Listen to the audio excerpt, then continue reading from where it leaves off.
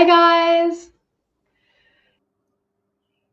with you a powerful psychological hack, which is something you can use on the more intelligent, more emotionally mature younger women to get them massively attracted to you.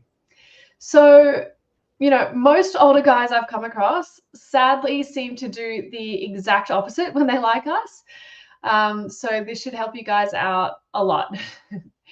So, not long after I graduated high school, I actually had a bunch of my close friends starting to date guys in their 40s. So this is when we were, very early 20s. And when I started modeling, I found this to be quite a consistent pattern with so many of the more intelligent, emotionally mature girls I worked with. Okay, so why should you believe me? Well, anyone who's new here, I'm Tess. I'm the head female coach at Social Coach. Since 2006, we've sent our team of model female coaches on dates with our clients, first on Zoom and then in real life. What we do is we give them brutally honest feedback from the female perspective on what they're doing right, what they're doing wrong, and exactly what they need to do step by step to improve your success with women dramatically. And we'll share a bunch of proof on how we do this a little later. So one of the later points tonight as well is the absolute biggest secret of all to improve with women. So let's jump straight into our number one secret, which is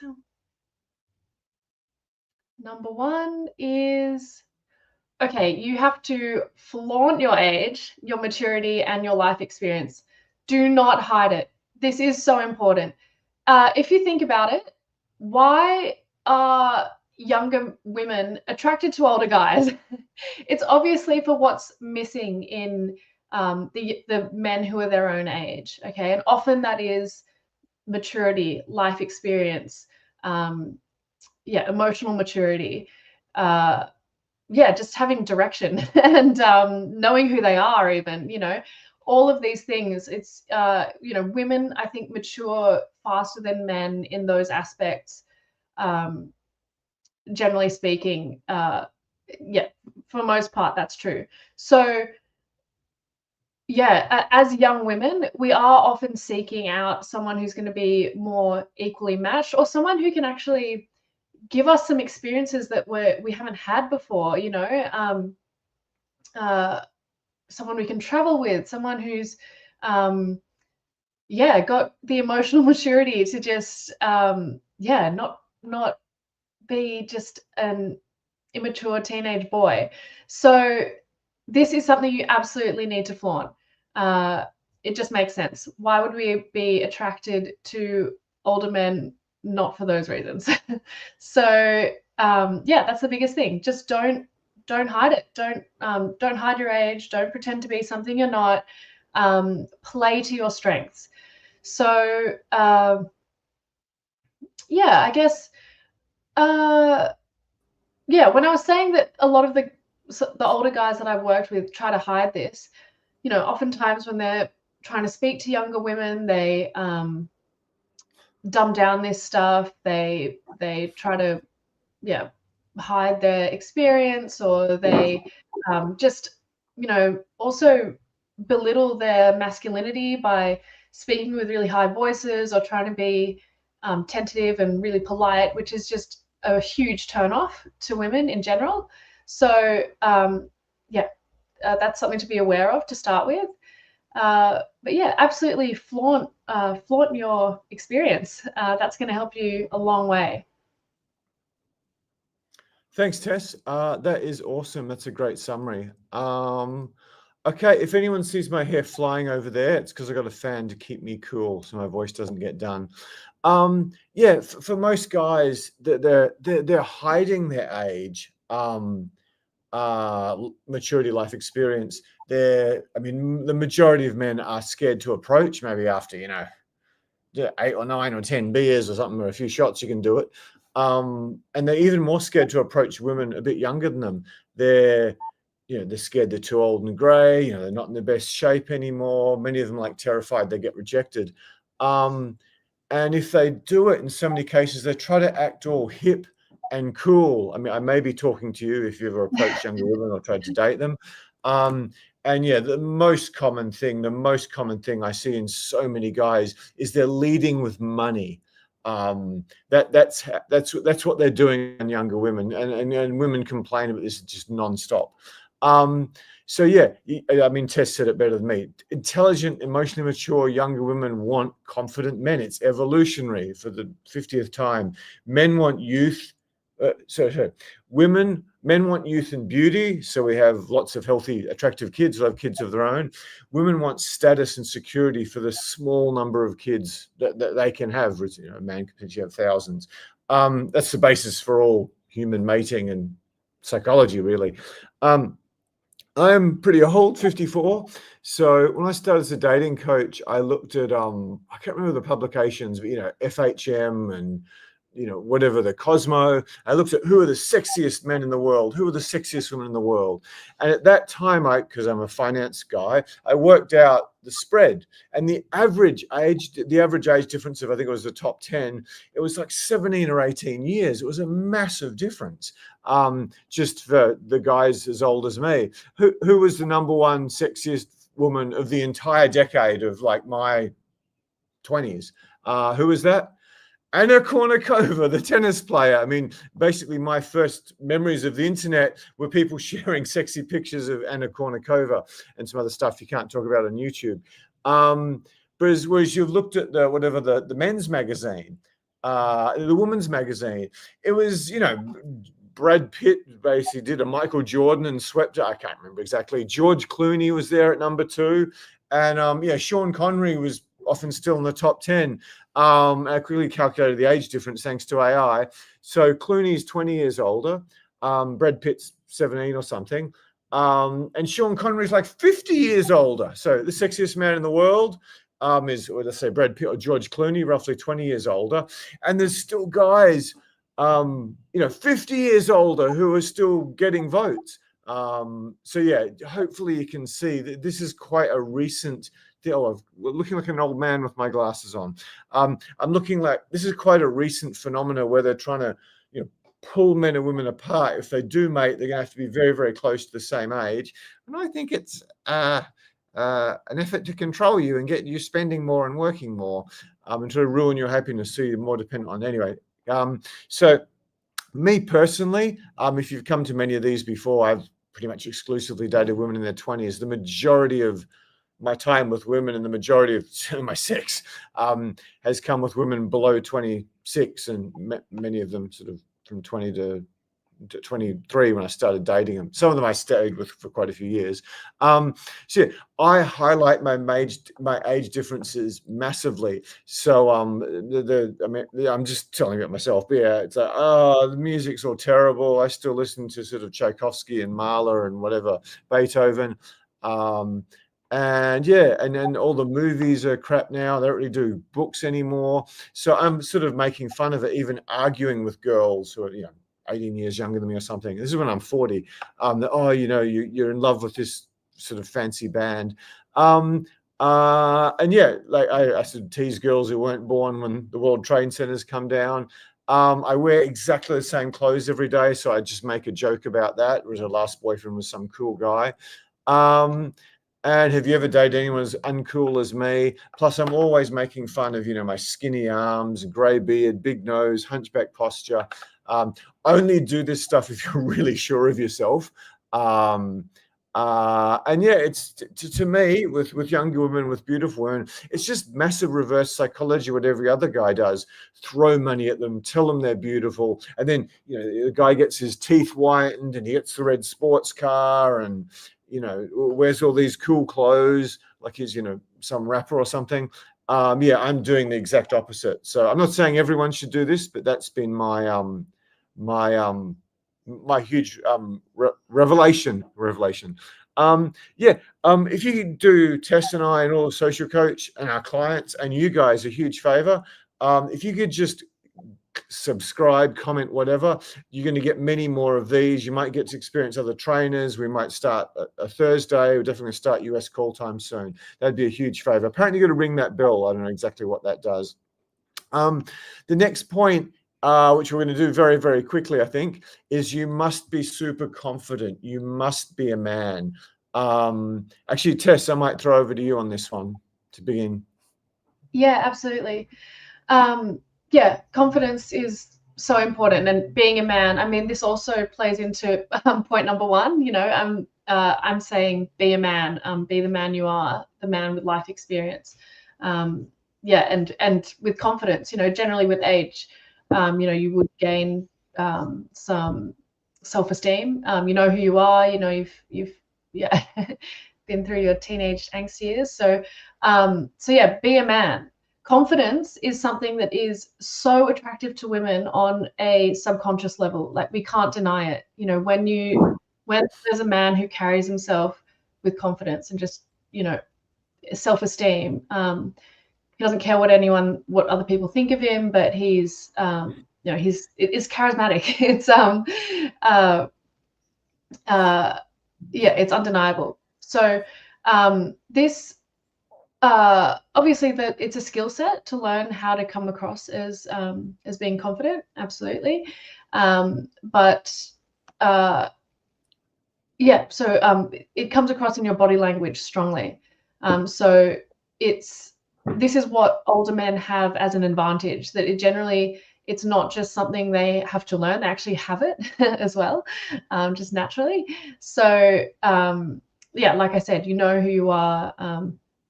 You've figured that all out, and you need to play to those strengths. How is confidence attractive to women? Yeah, like James said, it comes down to women being attracted to status, basically. Someone who's going to provide security for them.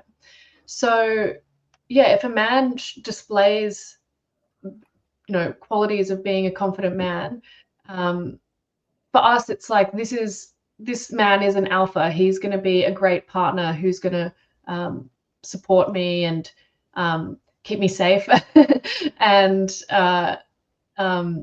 yeah, and be a strong protector of my family. You know, that's built into our psychology. Yeah. That's excellent, Tess. We get guys in our boot camp, and then they might be talking, particularly if they're a bit older than her, they might be talking to Tess, or most of my coaches are models. They might be talking to the models just as a person. But then as soon as we throw them into a dating exercise, it's like, and then the voice goes up and their body language gets all weird, and they just completely fall to pieces. It's like, where'd that guy that she was talking to 3 minutes ago? He's just completely vanished. We see it on the Zoom calls constantly. The guy's like, "Hey, James, how you doing?" Blah blah blah blah blah. There's, "Hi, Tess, you're really pretty." So yeah, it must be so frustrating for girls because they want older men, as I'll get to in a second. So Tess touched upon a good point. They're actually confident in their real life, but they're just not confident with her. So exactly. Yeah. Again, most guys scared to approach leading with money, you know, lying about their age, which, you know, on apps, yeah, whatever. Everyone lies about everything. Every dude's got like an 8-inch penis on an app, and they're all at least 6'1". So yeah, but in real life, I just don't know. Yeah, and so many guys that they're trying to use money to buy their time, get them into bed. And they're just constantly talking about their job or their accomplishments or something. And yeah, the guys around attractive women are putting on a bit of an attractive younger women tend to put on a bit of an act vis-a-vis, sorry, big wanky word, a woman closer to their own age. Okay, the single biggest turn off for women is insecure men. The single biggest turnoff for women is insecure men. I mean, I think that destroys bad breath. My female coaches at the boot camp, we do Tess, nod or disagree. Bad breath, bloody horrible. That's pretty bad. But yeah, no, but you're right. It's in terms yeah, I of a like partner, emphasizing that like that, James. It is, yeah, insecure men it's a huge turn off. it was said partially in humor, but yeah, it's like for a woman, it's just like a fat, ugly girl. It's like, I'm just not going there. Doesn't matter how nice she is or whatever. Women are like that with confidence. So yeah, a good example, my female coaches, they won't mind me mentioning them, Val, Jackie, to some extent, Nevena. When they get sort of a tall, good looking, okay looking, quite successful guy who's very insecure, I've had complaints multiple times from Jackie, who's an amazing coach, but she just doesn't like them. It just eats them up inside, that they just dislike the guy. And most of the complaints I've had about Jackie were from guys who are really insecure. And the only time Nevena actually got a complaint was a tall, handsome guy. I shouldn't say too much, but very high status dude. So yeah, I mean, and if you get younger women and you're not confident, you get them because of money or potentially status, mainly money, you're in trouble. You're really in trouble in 2025, especially if you end up, marrying them or impregnating them or even dating them for a while and living with them. Yeah. Confidence, being a man, just like fighting or basketball or playing guitar, it's a skill set. I'm going to quickly tell you the skill set. This will be one of the best writer-downers of tonight. Touch, eye contact, body language, body positioning, reading women's signals, huge. Having an actual date plan, very few things you can do that will get so much return for such a small amount of time. Understanding female psychology and the way they test and manipulate men. That was Tess's favorite, particularly this female psychology. Social intelligence, knowing what's going on in a social situation. And most of all, by far, by a country mile, as we say in Australia, elite level social skills. You can't be adequate with women until you get like very high level social skills. So yeah. I was just Okay. thinking, Jen, I just wanted to comment on that as well with this skill set. It's actually quite interesting seeing, some of the transformations at our events when guys start to like implement the skills. And weirdly, it's so ingrained psychologically in women to be attracted to this stuff that you'll find our trainers being like, oh, what's going on? This person's like, they get all giggly and they start being really impressed by what the guys are doing.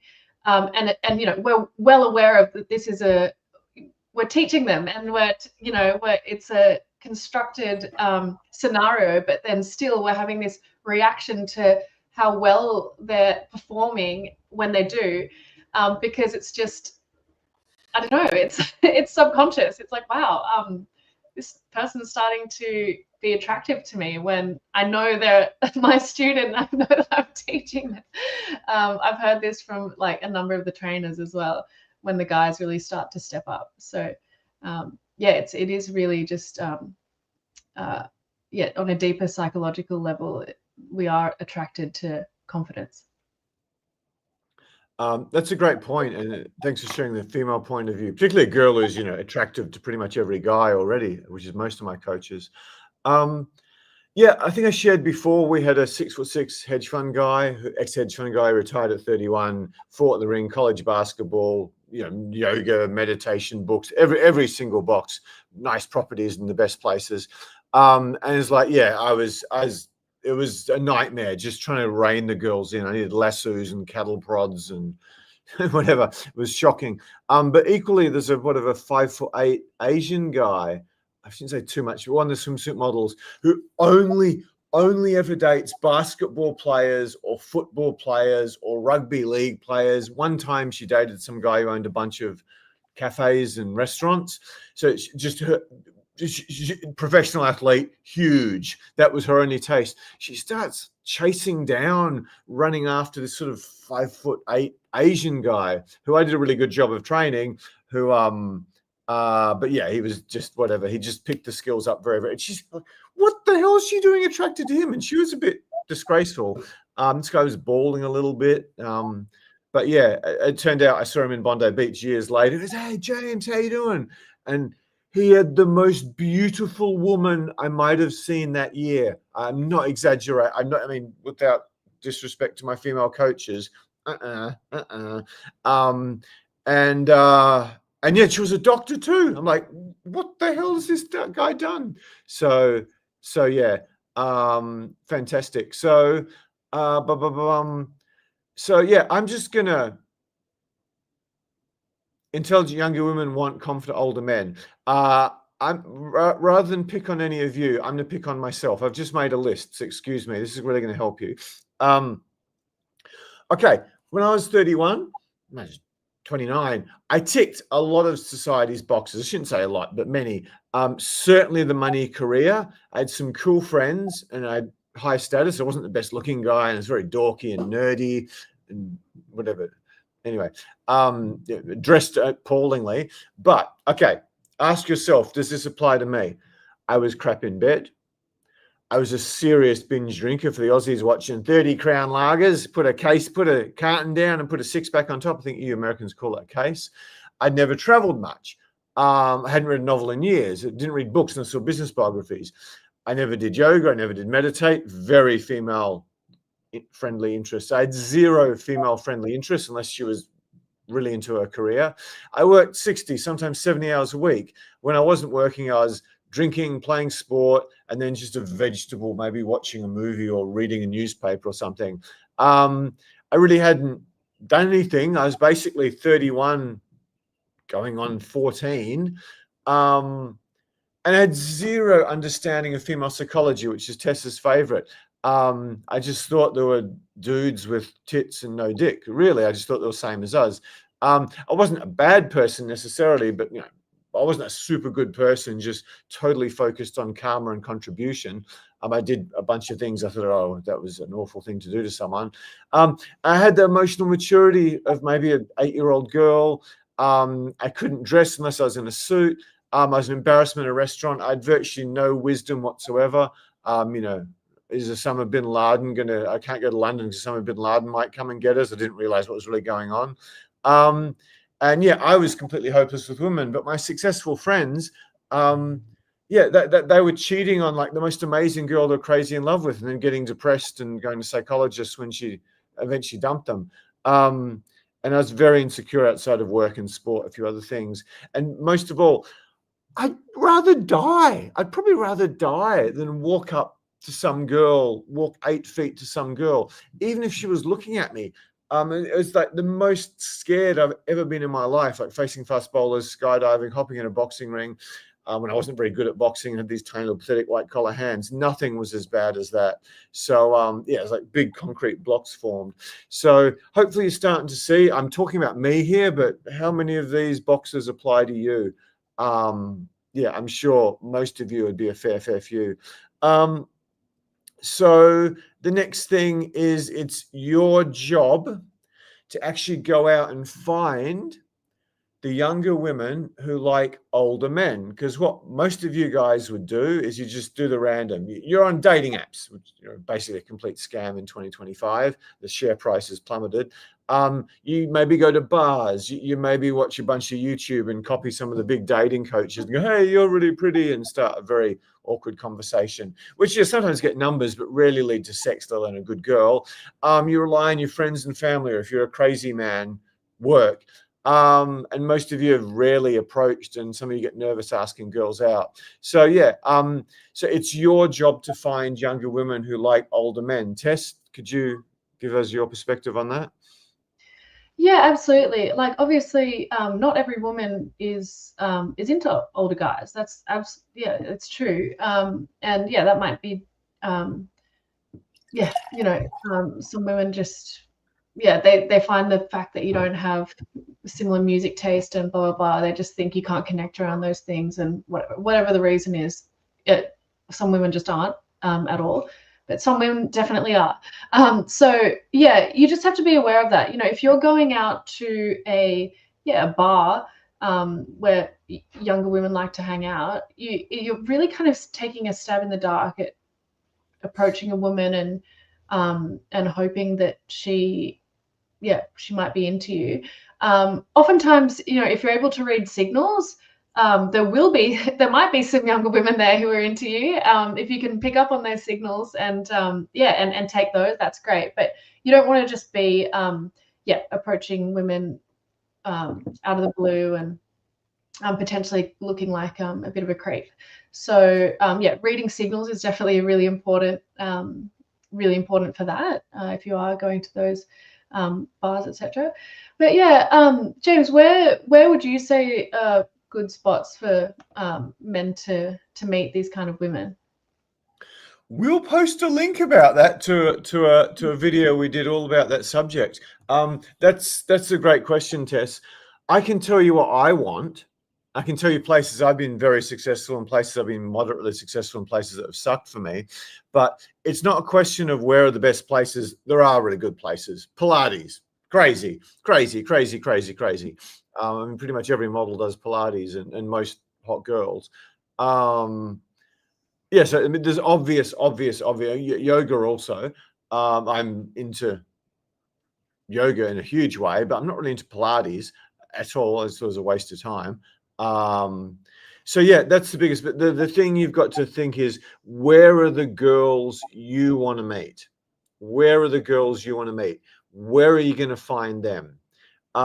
If you're sort of already over 35 or 40 and you're a busy guy, running around a shopping center or running around the street might get you in a fair bit of trouble in 2025. But yeah, how long, like me personally, if I approach 10,000 women doing fashion shopping, could I find one girl I want to marry? Maybe. I don't know. And I've still got a reasonable level of skill, nothing like what I had. But if I approach 100 women, attractive women in a bookstore, which will take a bit of time till they come in, unless it's New York or something. How many will I need to talk to actually find my wife? I don't know. It could be 100 or 200, and my standards is completely off the charts. So yeah, it's really about you thinking, where are the women that you want to meet. Did you want to add anything to that, Tess? So yeah, we can give you the standard places: yoga, Pilates, dancing. I'm not into dancing at all, but a bunch of my students have done insanely well out of dancing. You want to know which right ones to go to, and you want to know how to act in dancing, because most guys go there and they're all sleazy. So, Tess? Yeah, absolutely, James. You're just touching on something I've spoken at quite a bit. That there needs to be authentic connection. So meeting a woman for James in a cafe bookstore makes sense for him because they can connect around those things. Similarly, like Pilates or yoga, because there's authentic connection around those things. So whatever that is for you, or if you think about the kind of women that you want to meet, where they would be, and putting yourself in that place, but in an authentic way, not just showing up and trying to pick up women, like actually getting involved in whatever that is, whether it's a running club or salsa dancing classes. You've got to be into it. It can't be fake, because women just see through that. So, yeah. Yeah, it's for the business-minded guys, it's really an exercise in niche marketing, where you got to define your niche and you got to find out where they go. I'm a terrible marketer, but even I know that. So yeah, how many 18-year-olds who want to meet girls in clubs? Are you one of them? If you've attended tonight, there might be. I've had 29-year-olds who I just had to refuse because I don't want to meet girls in clubs. Jess and I ain't going to a club to approach girls and do shots with you. I don't know, maybe if you're a professional football player or basketballer and you'll pay us absurd amounts of money, you might be able to convince us. But we're not doing that for regular boot camp fee. I can promise you that. Even private training, I don't know if I'd do it. I mean, I'd be much better than average, but I don't know if I'd really be that good at it. I mean, I would, but not where I should be charging people a reasonable amount of money. So it's just niche marketing. I'll say this again because it's so important. Think about where the girls you want to meet. Think about the great relationships of your life. If you've been a bit of a wuss and just settled for girls at work or dating apps, this might not work for you. If you've actually met some great girls, off your own back, think about the top 3 or 4. Where did I meet them? I keep going on about the great women in my life because it's a great metric from you guys. I mean, most of them were travel, and there was a couple more in bookstores or bookstore cafes, and there really was nothing else, zero. Given my occupation, I've slept with a lot of girls in bars relative to the average guy. Maybe not as much as some super cute barman in Manhattan or something, but a fair few, and some good ones too. But I mean, none of these girls were ever going to be the mother of my children. Maybe for like a week, then I realized, nah, tick every box, but not quite there mentally and emotionally. So that's basically it. Yeah, as we say, what we do now is we help guys live. So let's see if you can get the tech right. He probably won't.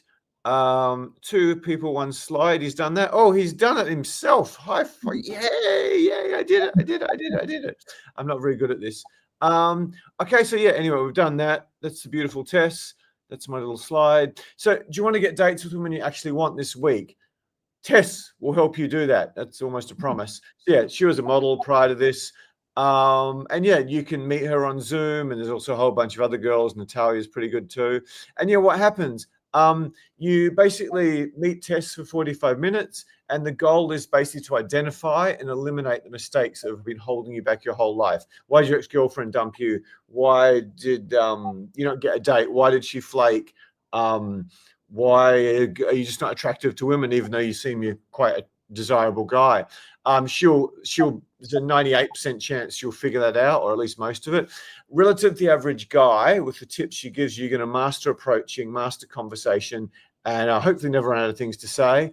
And yeah, the big thing, the mistakes, you'll leave with a custom dating plan done by an expert female coach. I'd love to give Tess the Pepsi challenge against any female dating coach I've heard of, because most of them are just YouTubers or some pretty hot girl who's got a whole team of marketers in Austin or something behind them. And the custom dating plan is life changing. You'll walk away knowing how to get hot dates with quality women weekly. And you'll know exactly where you're going wrong. So if you just get rid of the first mistake or the second biggest mistake you're making, just the progress will be insane with just a little bit of implementation. Skeptical about my claims or saying how good Tess is, all you're doing is beating the average Australian or American or European guy. Maybe in Italy they're a bit better, but most of us are just terrible. So yeah, it's just so easy. Just if you do a little bit of jiu-jitsu and Muay Thai, a bit of boxing, you're going to beat the crap out of most people who haven't done those, even if they're a much better athlete than you or quite a bit bigger than you. And you're going to beat guys much more tall, handsome, rich, young, hot than you.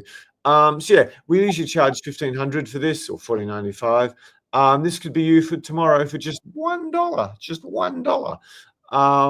And yeah, if you're interested in our help, once we start doing these lives to the US, it's going to be a completely different ball game, because we're getting a huge bunch of US viewers, even though it's 2 a.m. or something. In LA, I'm not sure. New York's a bit later. So yeah, not $14.95, just $1 tomorrow. You just there should be a button down below for anyone watching the replay. If I haven't screwed up or my tech person's done it, there should be a bunch of links, one in the comments, one in the chat. These are our next Aussie boot camps. We should, fingers crossed, be doing US boot camps next year. We have a bunch of guys fly over anyway. So yeah, 13, 16 November and 5 to 8 February. There'll probably be one more, and that's what your day will look like tomorrow. As I said, if you can manage Monday, you'll see me there too. So let's see. Oh, and we've incorporated some US call times for you guys. Oh, good. We haven't welcomed the regulars or done any questions. So yeah, I'm really bad at this. I'm really bad about this. So anyway, questions on the secret: flaunt your age, maturity, and life experience. Don't try to hide it. Questions on must be super confident, be a man, and what that looks like. Questions on intelligent younger women actually want to date confident older men. Feel free to grill us on this, because that's something a lot of guys, because of society's programming, really struggle to come to terms with. I told you how the most undesirable guy in the world I was, even at 31. And a lot of younger guys are quite insecure in truth. And then it's your job to find the younger women who like older men and like you. So if we could get a whole stack of questions about them, sorry, I should have done that before I talked about working with Tess. So Tess, you might want to welcome the regulars. Yeah. So Martin, David, nice to see you guys again. Thanks for your comment, David. Nice to hear what you've been up to. Jeff, I think you're new. And yeah, any of our other regulars who are here, chuck a hello in the comments. Always nice to see you guys here. And yeah, come through. Yeah, any questions around those topics, guys? Chuck them in the chat. We're here to help you. So yeah, we'll give you as much value as we can here if you put those questions in the chat for us. Yeah, I should say, I mean, I think what Tess and I are sharing is really valuable, our planned content, and it will make a difference in your life. But if we answer your individual questions, it can make a transcendental difference. Sorry, another big wanky word. So yeah, feel free to tell us what's holding you back. What are your sticking points? What are your fears? What are you unsure about? Because yeah, if we just smash through one sticking point, we can give it a go in the comments. We obviously really do an amazing job live on a date with Tess. But yeah, just tell us what you're struggling with. Tell us what you're struggling with, because you're going to get dramatic more value out of that than what we're doing here. Even though what we're doing here, I think, is really, really good. Even a guy made 100 million in one YouTube live. He had huge lags as well. So yeah, we might just get over your fears. Tess, it's a bit harder for you because you're not a guy, but talk about guys getting over their fears with women, particularly younger women. Yeah, so I mean, fears, it's just your mindset, really. You know, when you have these fears and you have self-doubt and you're attached to the outcome, you're just shooting yourself in the foot. You know, you're never gonna have a strong introduction and create a strong first impression when you're thinking it's not going to work, or yeah, when you're nervous and you start stuttering and or whatever. It's just not good. So basically, get over your fears. I know easier said than done, but the more you can detach from the outcome and just actually have fun with it and engage with the person and just listen to what they're saying and actually try to get to know them, that's going to be authentic. It's going to work. And yeah, it's you'll let your strengths shine through.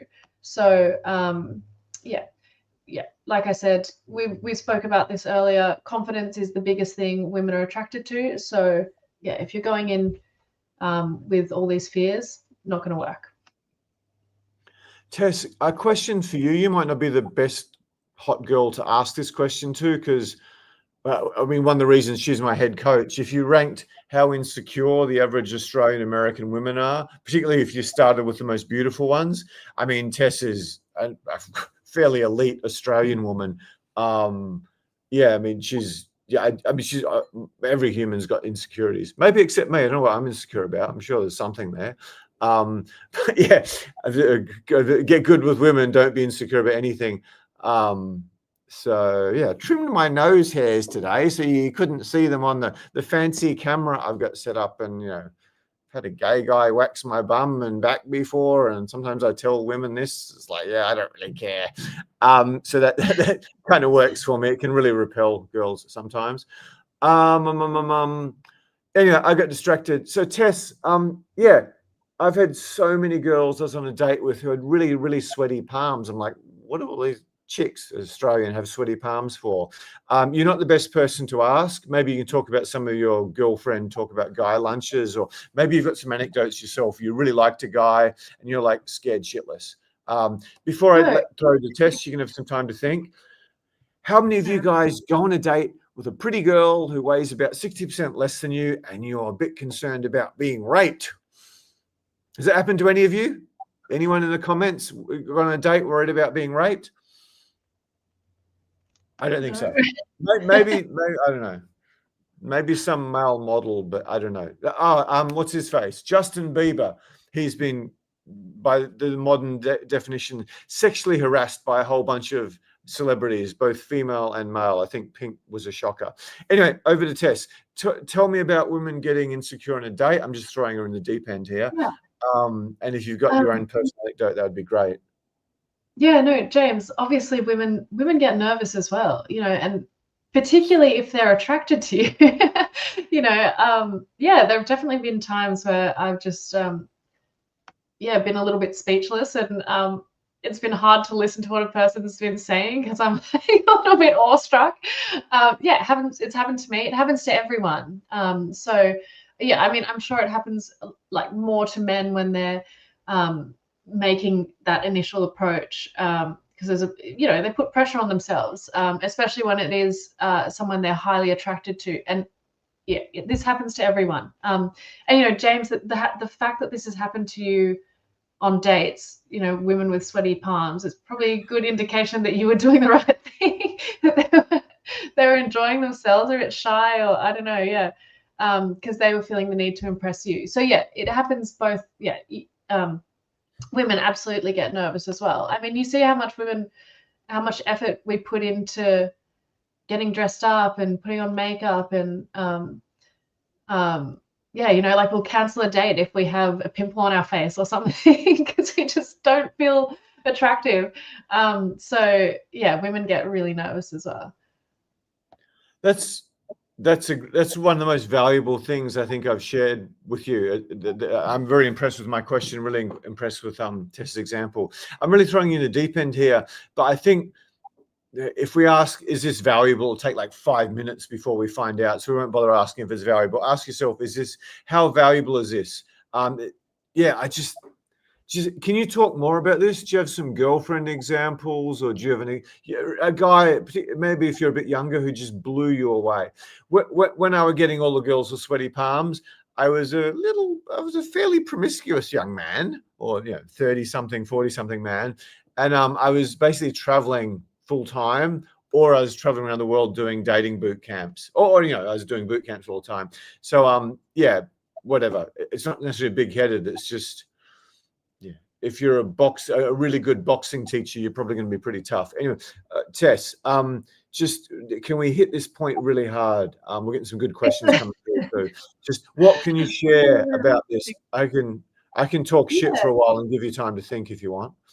No, I mean, if I think back to like a few examples of that, a little bit embarrassing. I mean, as I said, there have been times where I've completely choked in front of people and then I've just run away. So it's not a long story. The interaction didn't get very far because I was kind of just like stuttering, and I'm like, oh, this is so embarrassing, I have to leave. Yeah, and yeah, I mean, there have been a few guys that I dated. This is definitely when I was a bit younger as well. So I was, yeah, a little bit less secure in myself. But yeah, some guys who I've dated short term who I was just really shy around. I didn't even want to like eat a lot of food in front of them because I just felt really self-conscious. Yeah, and these were guys who were quite impressive, and actually a couple of them a bit older than me as well. If I think back to the ones who I was a little bit more insecure around. Yeah Tess is flying now because she had her best thing ever recently, and that's really powerful too. So yeah, if she really likes the guy, she's super nervous, ran away. If she really likes the guy and he's older, she's even more nervous. So back to my previous point, if you're going to date with a girl you really like who's younger and you're nervous, I mean, sorry, this is worth the F word. What the fuck chance have you got of anything happening? I mean, seriously. Russian girlfriend, most demanding woman I've ever come across in my life, turned into angel once she proved you were a man over and over and over again. She, okay, I can relax now. He's a man. She's, what woman wants man who's scared of woman? What use is pretty man, beautiful man? It is worthless. I need a man. And yeah, so it's really, really important to understand this. Okay, we might dig directly into the comments, and that can be your job, Tess. Yeah. I'll say there was a guy from Detroit, Michigan. I was there in 2006 or 7. Really enjoyed it. There's some amazing people in that city, really good people. And I was in Ann Arbor for a while, which is one of my favorite places in America. Okay, Tess, let's hop into comments and questions. Some good questions too. Yeah, cool. Yeah, thank you for jumping on at that time of the morning. That's a real pleasure. It's nice to have you here. So yeah, Martin had a question. He says, I guess for myself, I don't get to chat or meet women to practice reading signals and all the rest of the important tips. I'm online studying, lots of isolation. Yeah, more of a comment. Yeah, I mean, that's obviously that's an issue if you're not able to practice this sort of thing. But interestingly enough, I've been speaking to a couple of clients who have watched a couple of these now, and we've mentioned reading signals a few times, and a couple of them have said to me like, "Oh my God, I've actually it's like I've just turned on this this switch, and all of a sudden I'm noticing that I actually am getting positive signals. I just was blind to it before. I wasn't looking, or I wasn't yeah, you're just so unaware that you don't pick up on it. So yeah, reading signals is huge. Yeah, unfortunately, Martin, that sounds like if you're spending a lot of time studying at the moment, your switch hasn't been turned on. So yeah, isolation can be an issue, but I mean, this can be happening anywhere, even in on public transport, in supermarkets, anywhere. Women send signals all the time. Yeah, so yeah, don't feel disheartened by that. Yeah, that's huge. Thanks for that, Tess. She has raised a really good point. Probably the most popular module in our course, which I think is about 2.5, 3 hours long at least, is the reading signals one. That's basically a lot of what we used to do in a fairly expensive live event that had a bunch of 5'3", 5'5" guys running up to me going, "This is the best thing that's ever happened to me." Some of them did say that, but many said, "This is unreal," simply because they suddenly opened their eyes and saw there's all these women who are now interested in them, and they never ever saw that before. So in terms of getting the practice, I mean, the core thing is to get the initial skill set high enough so that you've got a bit more confidence and confidence in actually doing it. Because if you're completely hopeless, it's a terrifying thing to approach a woman. Once you get good at it, if you're very busy or something, approach anxiety can come back. But it's almost an excitement rather than an anxiety. It's, oh, wow, look at this girl. I wonder what she's like, particularly if you meet her somewhere that's sort of aligned to who you are. So yeah, thanks to the American guys. Love that. Any more questions, Tess? I think there was a few. We might handle a few. We want to encourage them as much as possible. Yeah, so PWG says, "Hi, James and Tess. You've probably mentioned this before, but what's the best way to answer the question, how old are you, when a 20-something girl asks you?" So, James, do you want to answer? I'll throw to you. In my 40s, I just told her. And then that was a really good, okay. Unless you're some sort of really remarkable guy, you just can't lie to women. You can't lie to women. It's like them beating you up. I mean, it can happen. It can happen if she's done a hell. I'm sure Ronda Rousey would make a complete and utter mess of me.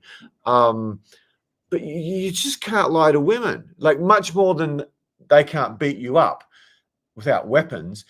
You just can't lie to women because they see this. So I don't think there's much point in lying. I think it's a bit different when you do it online, and I'm not an advocate of lying because it just gets you in trouble. But when every single person is lying, it's like, well, I'm not even going to get, and because everyone's lying, women who are happy with a 6'3" guy, 6'2" guy, they eventually set their filter to 6'6". Like what? So if I'm not an NBA player, you've got no interest in even seeing my profile. I don't even know how internet dating works, whatever the hell goes on. If I'm not 6'6", you're not even going to see my profile. A friend of mine is legitimately 6'6", a few friends. And yeah, he just gets hammered on dating apps. I was going to say, so sorry, what was the question? Before. I just tell the truth. But then what I'm doing is I'm laser beaming her eyes. Where's the camera? I'm laser beaming her eyes, trying to see whether it's like, or And if it's a pretty extreme reaction, I'll just go, okay, well, I'm not spending another 3 minutes on this. If it's like, again, this is reading signals. When you get better at reading signals, it's just like this whole new universe. It's this entirely new universe. I mean, if I look back dispassionately about my results with women and where I came from, the fact that I could read signals, I mean, dramatically better than the average guy, probably better than the average human being, because of whatever, I won't go into my whole life story now. I think that was potentially my biggest advantage. So yeah, you want to just laser beam them, look them in the eyes, and just see whether it's a big deal for them. And I've done that. I mean, I often promote, okay, when you've got a big, huge 20-year age gap with a girl, how do you handle that without, lying, or without her knowing? So you've got a huge age gap with a girl. How do you handle that? My technique is to tell the truth. But when I'm telling the truth, I'm laser beaming their eyes and just trying to read what their reaction is. So if it's a no way, no how reaction, I'm like, okay, well, nice to meet you, young Bogan girl. I'm out of here. Bogan's redneck for the Americans. If it's like, oh, that's a bit more than I want, I thought ideal, but okay, convince me some more. I'll take note of that. If it's like, I just don't care, then oh, great. She's one of those girls who actually want older men, which is the majority of intelligent, emotionally balanced women. Yeah, it is. So yeah, I could tell you story after story, but she wasn't like a proper model, but she had a lot of Instagram followers, with whatever. And she said, as soon as what was I, 47, and she was 23 or 22, and as soon as I revealed my age, she goes, my ex-boyfriend was 27. Like, he's 4 years older than her. I'm 25 years older than her, or 24 years older. So she's trying to demonstrate that she's okay with dating older men. So yeah, guys assume, because society programs you, that women are interested in you if you're a bit older. And George Clooney, Brad Pitt, Sean Connery, and all at least before everything was black, brainwashed, and all the women want, all the guys want Anna Kournikova. They're the sexiest people in the world. So yeah, I tend to promote honesty. Particularly if you've got a bit of gray. I mean, you're probably not going to get away with too much lying. Yeah. Don't. So if you're really high status, you might lie and get away with it because she wants your status. But again, you're not setting yourself up for a great relationship. Sorry to interrupt you, Tess. No, I was going to say the exact same thing. If this turns into a relationship and she finds out you've lied to her, it's just completely disrespectful. Just don't lie. It's not worth it. It's not worth having to deal with the aftermath later.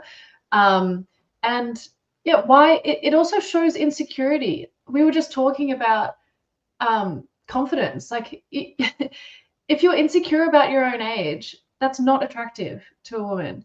If you just tell her, like, yeah, I'm whatever my age is, and it's like, whatever, who cares? It's not a big deal.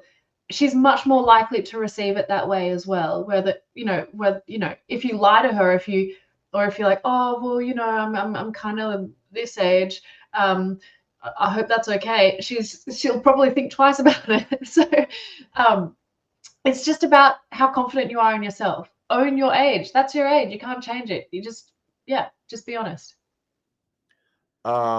Yeah, again, lying to women, I can't stress that point enough. I mean, the way I've handled it now, I'm definitely in my 50s. I've asked one girl, why are you asking about that? And then I can't remember. I was probably in my 50s. I think I would have been in my 50s, just barely in my 50s. I slept with a 22-year-old hippie girl who was wonderful for a couple of days. And she goes, oh, she's all nervous. How old are you? And I said, oh, why are you asking that? She goes, oh, no, that's the wrong thing. She said, well, why are you asking that? And I said, oh, why do you need to know that? I go, I don't know, ask me later. And she never asked. Even after I slept with her, she didn't ask. She goes, I'm too scared to ask how old you are. There's another time, this didn't lead to sex, but it led to a date. Goes, yeah, I'm 54. But I'm the most interesting guy you've ever met, and I'm ridiculously good in bed. And just said that, and just did it in a very lighthearted manner. And she sort of, it was like a magician with the little I'm giving you guys such good value, I think, here. Immodestly, it was like a magician with the pretend thumb, who's abracadabra, while he cleverly puts his thumb in. I was just misdirecting her from what my actual age is by saying I'm ridiculously good in bed, the most interesting guy you've ever met. So yeah, the average guy off YouTube, don't do that. Don't do that. One of my clients who messaged me in WhatsApp a few days ago, he could do that like a mother effer. But yeah, that's some of the ways I handle it. Generally, honesty is the best thing. And most of you guys aren't like me, where I'm looking for 30 age gaps so I can have a bunch of healthy kids. Most of you guys are just looking for 10 or 15 or 20. So just tell the freaking truth. 38-year-old who ticked pretty much every single box I could imagine. I've got a lot of boxes. I've got far too many boxes for anyone living in Australia. I mean, she just didn't flinch when I said 54, and she was 38. And she was a Bikram yoga fanatic. And I mean, if she told me she was 27, I don't think I'd have questioned her that much, but she just didn't flinch. Okay, questions. So yeah, we've got another one from Akshay, who says, "Hey James, how do you approach women after hot yoga class? How to do it amidst all the chaos when everyone's trying to leave?" Oh God, I don't know if I should give this stuff away for free. But anyway, near the water filter, how's your class? I'm doing the Aussie way. How's your class, darling? I mean, that's a fantastic one. I mean, talking to the teacher, you'll often get girls coming up to you if you do that. It depends. I mean, I can't answer that with much specificity. Sorry, stupid word. I need to see the yoga studio, because I went to one where it was my serious yoga studio, and it was pretty hard to approach there because it was very big and it was wooden floorboards and high ceilings. And the guy who owned it was like one of the most intense dudes you've ever met. I'm one of the most intense dudes you've ever met. I try to be a bit more lighthearted on YouTube lives, but he was like way more intense than me. So it just wasn't a very social atmosphere. Whereas another yoga studio I went to, which I had my yoga studio for serious yoga and I had my yoga studio for promiscuity. So the promiscuity yoga studio, that was owned by this super social couple who was just chatting with everyone, doing all these events. It's like going to a bar. I'm like, can you people shut the F up? I'm trying to relax after yoga. I'm trying to prepare for yoga. It was just too much. But yeah, for sleeping with really hot girls who wear virtually nothing in Bikram, it's like basically slightly a bit more than bikinis. Some of them are basically wearing bikinis. Yeah, it was so good. So what was the question? Yes, I mean, in that yoga studio, it was like approaching at someone's party. It was just so easy. It's just so easy because you're almost pre-selected by being there. So yeah, yoga classes can be a huge mix. Yeah, I think what James is touching on is there's not just one particular thing that's going to work all the time. It's if people are genuinely in a rush and it's not the right environment, it's not the right environment. But if it's if people are hanging around, they're chatting, people are taking their time, women are taking their time, they're down to have a chat. Great, perfect opportunity. Hey, how was that class for you? And then that would lead on to actually more questions about getting to know her beyond just yoga. Cool. Let's move on from there, James. Any more questions? We're getting a bunch. I really want to encourage that. A couple of comments.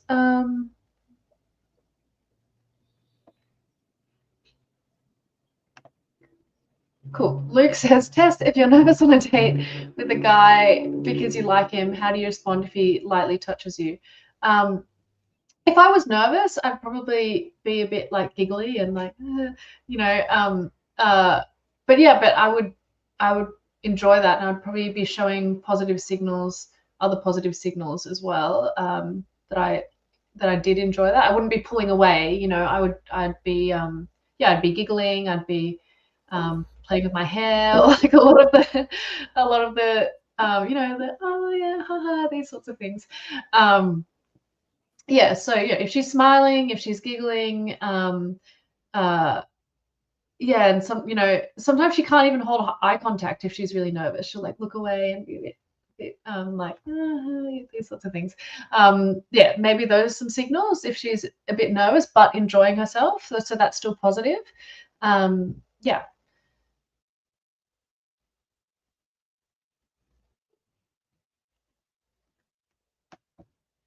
Next one from Ralph. What are your thoughts about a woman, 50-year-old, living with her mum, having issues with depression and not having a job? I've dated her twice and she kisses amazingly and is very hot and cute.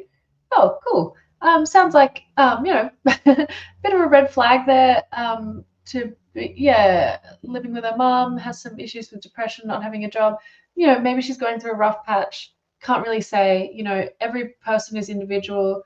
I don't want to make judgments on a person for these things. I mean, anyone who would read that would probably think she's got something going on that's she's maybe not the most stable person.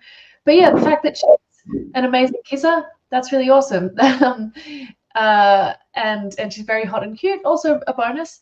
I guess this is just something, got to think about how much you value this woman. James is shaking his head. Yeah, it sounds like a bit of a red flag, but what's behind that as well? I think what's the story behind that? Why she's still living with her mum? Why she got issues with depression? What's that about? I guess it's just you've always got to be prepared, maybe be a bit tentative around that sort of thing. But yeah, the fact that she's had depression, it doesn't mean she's crazy. And the fact that she doesn't have a job, she might just be going through a rough patch. Hard to say. It's nice that you guys seem to have a good physical connection. So I would say, if you're willing to give it a shot, just try to get to know her more, try to understand what's behind all of that other stuff, and whether it's something that she's working on and working on in a positive way, or if it's something that there's a real issue there that's going to affect the way your relationship pans out. I'm if I get properly famous or get in a lot of trouble for this, as in YouTube famous. If I know about proper mental issues, depression, I'm like, oh my God. It's one of the reasons you want to have skills. You just don't, I just don't think you want to go there. You just don't want to go there. Because there's so much trouble. I've had my life pretty much ruined by dating the wrong girl who was, you tick the box. She was hypersexual. She was bisexual. She was so supportive and loving and caring. But it's just you're taking so much risk here. Apart from the whole 2025, potentially her not liking the way you treat her, you dump her, and getting really nasty to you. So we might get back to what we promised. If someone could keep track of the questions. I noticed, what's that? We found a way to see when the call times come and tell you about it. So Dennis from Melbourne, we're going to see you at 5:30 Sydney time, Melbourne time tomorrow. And for any Americans there was at least one. I've also incorporated some times more suitable for American viewers. I think I've even risked doing one tonight. So some great questions there, but looks like we've got a couple of you guys on tonight. Welcome, guys. Some really nice comments coming through as well. Great to have you guys here. Have I covered Get Over Your Fears yet? I think we touched on that. I think I spoke more about that than you, James. Did you have more you wanted to? Sorry, I haven't done my bit. I'll just do this quickly. You're scared to talk to a woman, let alone approach her, a younger woman. You feel like you're a criminal at 50 talking to a woman who's 28 or even 35 because of what society's done to you. When you just heard from TESS and pretty much every half decent girl I ever talked to, they prefer older men. One of the great women in my life, she goes, why would I ever date a guy who's younger than 30? There's just nothing in it for me whatsoever. Then she gave a list of crap in bed, never anything, a list I sort of plagiarized a bit. And then she was like dating me at what was I then? 37. She's like, oh, I don't usually date under 40 very often. That's very rare for me. It's just because you've traveled so much. And yeah, she was 22 and whatever. So anyway, scared to talk, let alone approach. You feel like you're a criminal at 50 talking to a girl who's 28. She might even look at you, flick her hair, rub her breasts against you if you're at a party or a bar, and you still wimp out because of the age gap or your own personal fears. And even if she's in your social circle and throwing herself at you, you play her advances down out of fear. So yeah, you just can't be 20 years older and afraid of her. And you're scared of rejection and humiliation and friend zone and being used for your money. And, she's, not sexually attracted to you because of the age gap or because, you don't have necessarily the best body anymore. I mean, sometimes legitimately there's no connection.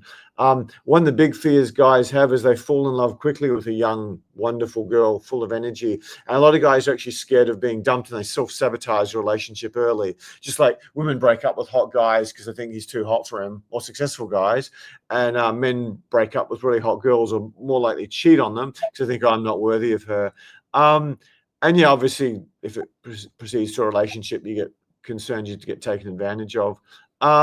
It's quite a real fear because if you know the guy who wrote the Dilbert cartoon, which I've hardly ever read, but I've rarely heard anyone completely destroy someone in a debate as much as Scott Adams destroyed Sam Harris. Just complete and utter annihilation. It was, listening to it on a podcast, it was, I've never seen a destruction like this. And Sam Harris is probably, Sam Harris destroys, blah, blah, blah. But yeah, my experience and nearly all my client experiences, if you actually have skill, you don't need to worry about these fears at all. None of this has ever happened to me. I had some age gaps in hot girls I didn't stay with long. And I've never heard it's happened to any of my clients. I'm not saying it does. It probably has. I've coached thousands of guys. So yeah, I think this is a really good anecdote. It's one of the best lessons I've learned from a mentor in my life. I had a mentor who was 5'7", 48 kilos. Like, he had a freaking nose on him, and I'm talking here, like way bigger than mine. It was Roman. He did have a beautiful smile, and he'd just go approach all these 6-foot girls, and he'd do things you definitely wouldn't do in 2025. And he'd just start dancing with them and blah, blah. And then a lot of them would reject him, obviously, because he's like he's the most aggressive man I've ever seen in Australia. I've seen a few. This is back in the 90s and that. And then if a girl rejected him or pushed him away, got really pissed off at him, he'd just smile at her and he'd run up to the girls who were as hotter than him and he'd start talking to them. And then he'd go, and stick his tongue at them. It was so funny watching him. This little tiny sort of pipsqueak skinny guy running around a bar just sticking his tongue out at women who rejected him. So probably the worst boot camp blowout I've had in a long time. These stories are so valuable, I personally think. I was standing beside a guy who was about my age but looked a bit older than me, and these girls were walking past me. Hey, how you doing? And I asked him some open-ended question. I started trying to introduce my client. She looks at me, and she looks at my client, who probably looked 10 years older than me, with contempt. He had a fair bit of grey there and a fair bit of grey in his hair. And she goes, you guys are too old for me. He's like, you guys are too old for me. Just like really nasty rejection. Then she just turned around and walked away with contempt. So I went, okay, Dave, what would you do in this situation? So I went, okay, I'm going to be Dave. So I looked around and there's this huge group of, 5'10", 6'1", blonde hair. I can't remember exactly, like 7 or 8 or something. So I just go, okay, I'm going to be Dave. And I just walk up to them and I go, hey, how you doing? I'm James. Who are you? Who are you? Who are you? And I obviously had an accent. So, oh, where are you from? Which isn't a great opening line unless you've traveled a lot like me. It's so boring. But yeah, I just said, where are you from? I might have done an opening question. I can't remember exactly. And then it turned out they're from Uppsala, Sweden. And I'd been there and I'd partied in the Swedish town. So I started, I went to Stockholm and this and that, and I focused on one of the hotter ones. And then I got introduced to all of them, and I was just talking to these girls for half an hour. I got nearly all my clients in. The clients are over the moon. And then this girl, she sits and just stalks me. The girl's, yeah, you guys are too old for me. You know, go away, you creepy old pervert. That was her tone. It was really brutal. And then she just sits looking at me the whole night. I saw her standing by herself, just staring at me, giving it this one, giving it this one, giving it this one. And then, I don't know, 3 hours later or something, I'm leaving, or maybe 2 hours later, I'm leaving and I'm going to the bathroom before I go home, catch a cab. And she's just sitting there and she's still waiting, and she's blocking I'm going too far. She's blocking the entrance so I can't get out of the toilets. And I sort of walk past and just ignore her. So yeah, just again, I think it's one of the worst rejections I've had on a boot camp, certainly in a decade. But because I just wasn't affected by it in one way, shape, or form, the girl basically stalks me. And she was, nearly any guy would bang her actually, but she wasn't a very nice person, I didn't think.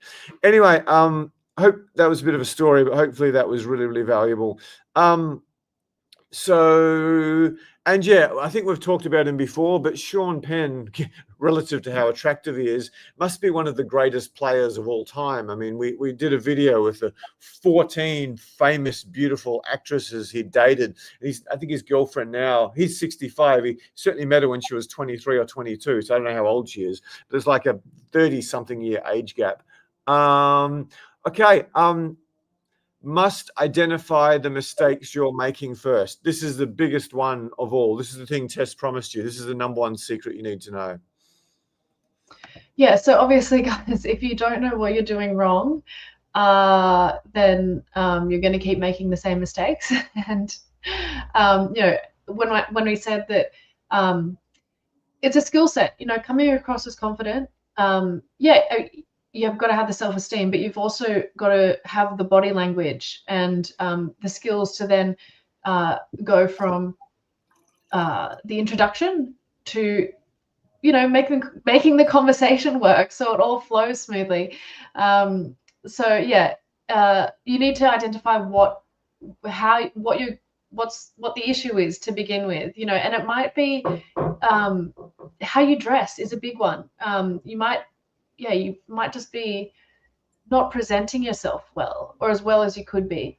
That's a big one to begin with. So oftentimes, you might have some natural charisma, but women just look at you like, that's not someone I want to have sex with. So that's a big one. But then, you, like James said, you're confident in real life, but when it comes to speaking to a beautiful woman, you just start stuttering. You don't know what questions to ask. You can't look her in the eye. You're not doing any touching. There are so many things where you could be going wrong. Voice is a huge one. We've spoken about that a lot as well. If you've seen any of the other James's videos or some of the live coaching we've done, oftentimes, that's a huge one to begin with. So there's a lot of stuff. It's actually not too hard to once you learn and practice it a little bit. It doesn't really take that much to polish you guys up. But yeah, you need to identify what those things actually are, and it's usually a different combination for each person. So just got to figure those things out for you to succeed. So if you want TESS to polish you up tomorrow, click the link below. If you're watching in replay, it should be in the comments somewhere. I could have taken that joke somewhere really, really bad, which I won't because we're on YouTube and I might offend my best trainer ever. But yeah, TESS is polishing guys up tomorrow. Where are we? Okay, yeah, must identify mistakes. Sorry about my sense of humor. It might get worse, but we'll see what happens. There are lots of guys who I do work with, and everyone respects me. It's awesome working with you guys, and it's actually a huge compliment that you guys are here tonight. Had some people saying some nice things. So yeah, it's great. I love working with you guys one-on-one. That's where all the magic happens.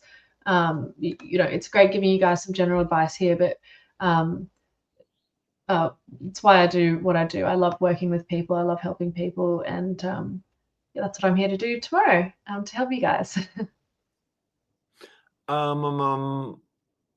If there's any clients here, you may know already, Tess, but if there's any clients here, just put something in the comments. It'd be really great to get some metrics on who's showing up. Any Americans as well, that'd be a really good metric for me. You've got to identify mistakes. We talked about that. Yeah, without it, you just waste years and years and years of your life, and whatever you got going for you, you're just pissing it out the window. It's like, if you want to get better at business, identify the mistakes you're making. If you want to get better at basketball, identify the mistakes you're making. If you want to get better at singing, identify the mistakes you're making. Whatever it is you're trying to improve in, you just got to identify the mistakes and then laser focus all your energy on just fixing that one or two things. I mean, that's the secret to pretty much every business ever, from Apple to Rockefeller to everyone. It's just, we're going to do this very well, except for Elon Musk, who's a complete freak who has 5 businesses at one time. But yeah, Apple only had 3 products when it was the biggest company in the world, if my memory serves me correct. Yeah, if you're spending time doing approaches or on apps, for poor thing, if you're doing anything, it's just these 1 or 2 errors you're making just stop you. The most common, I'm not saying the most, everyone's top 3 is conversation skills. I'm good at conversation skills. I got a ton of friends. I'm successful at work. You're probably not when you're cold approaching a girl, or you're on a date when you're nervous, particularly if she's younger. I mean, listening is such a big part of it. It goes, yeah, I'm a good listener. I'm a good listener. Like, I don't know, what, 1 in 25 of our clients is a good listener in terms of becoming a bit of a pussy magnet, if that. And yeah, I might have said this before. We had a guy who I've done a video of him before, where he, 5'5" or 5'6", bald, really dorky, possibly somewhat on the spectrum, very smart guy. Just, he said the number one, he got sex, he got threesomes, he's one of the best approaches I've ever coached, even at his height. But the best thing I ever did for him was really open his eyes to how poor a listener he was, because he was a seriously smart guy. Okie dokie, I'm on the best testimonials ever. And we talked before about the sort of male model 6-foot private school rower who's like, hey, how you doing? I'm Steve. It's just so pathetic. But he'd have never picked that up in a million years, because he didn't do it once he got comfortable. Okie dokie, let me just see. Yeah, I'm just going to do something I think is super valuable for you guys. Okay, now he's got to get the tech right. This is going to be a challenge. Okay, so where's it gone? 1 second. Any questions for Tess while we're there? We've had a bunch of nice comments come through. Yeah, guys. Yeah, any questions around what have we done? Oh yeah, get over your fears. Yeah, so getting over your fears, or identifying your mistakes. Any questions around those 2? And we do have one general question that's come through. I might just do this, then we'll hop into the questions. So yeah, if you want, I think we've just got 1 point left. So if you want to hammer your questions, as I've said, it's the most valuable thing, definitely let us know soon. Okie dokie. So is he going to get the tech right? So now I've got to do this one.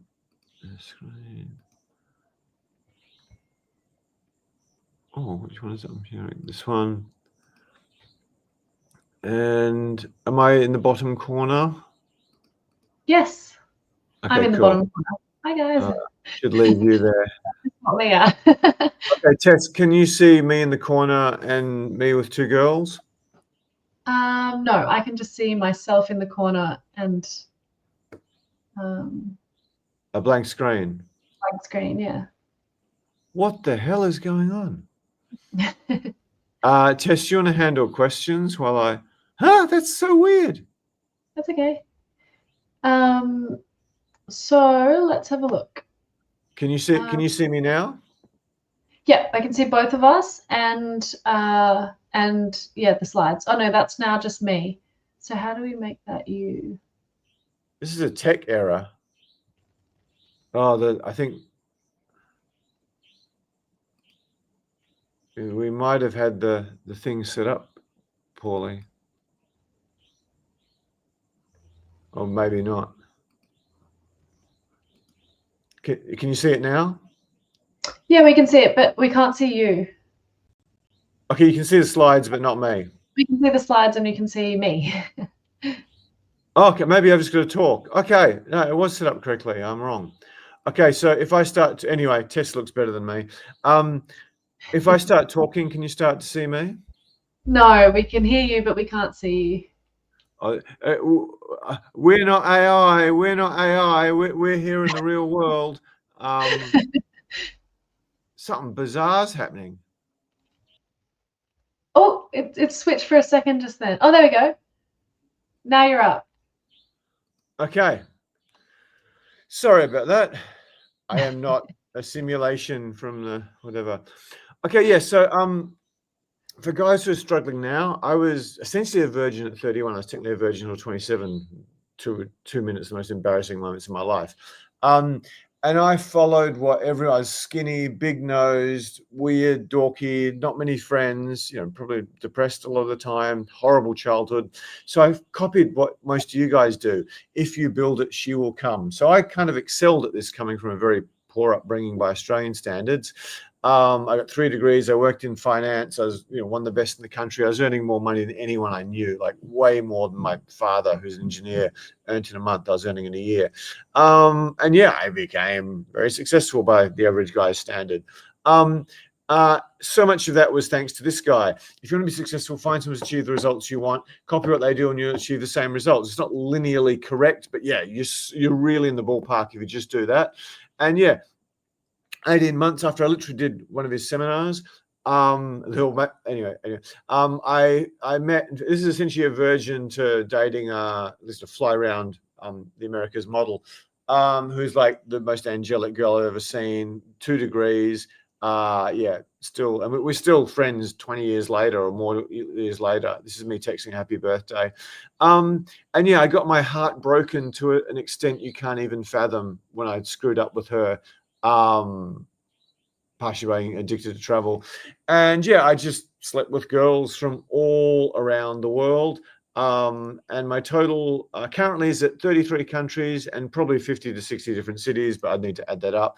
And yeah, quite a few of them were models. I mean, 1 or 2 of them were big time, fly around the world, earn a lot of money models. Some of them were just girls who modeled at uni, but anyway, top little echelon of most attractive women. And yeah, I met this girl, and that got me a job offer from the 2nd or 3rd biggest dating company at the time. She was a fly around the world model. And it soon became my mission in life. I didn't go back to finance, probably make a crap load of money. I tried to do this and ran the business very poorly.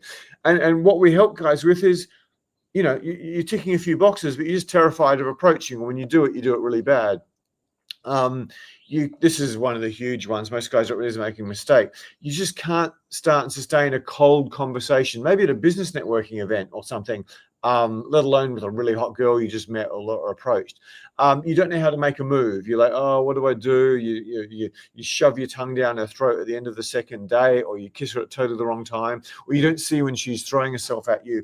You don't plan dates. If you don't have a date plan, you're wasting your time with women. You're just completely wasting your time with women. That's one of the most important things of all. Very, very common one. You're scared of beautiful women. This is being converted from Keynote to PowerPoint or something. You're scared of beautiful women. So yeah, and especially if they're younger. So the women you want, you're actually scared of them. Another problem is you don't have that many friends because you're so busy or whatever, because you're in your 40s or 50s now. The ones you have are married, and most of your single friends often aren't the most best guys because they're the ones who are perpetually single, but none of them are good with women. I mean, the number one thing we do for guys is introduce them to other clients. That's the number one metric in their success, regardless of whether they work with my best female coach or the worst or whatever. That's the biggest thing. You have no idea about female psychology and tests. This is TESS number 1, female psychology. You're not confident in bed. That's a big issue.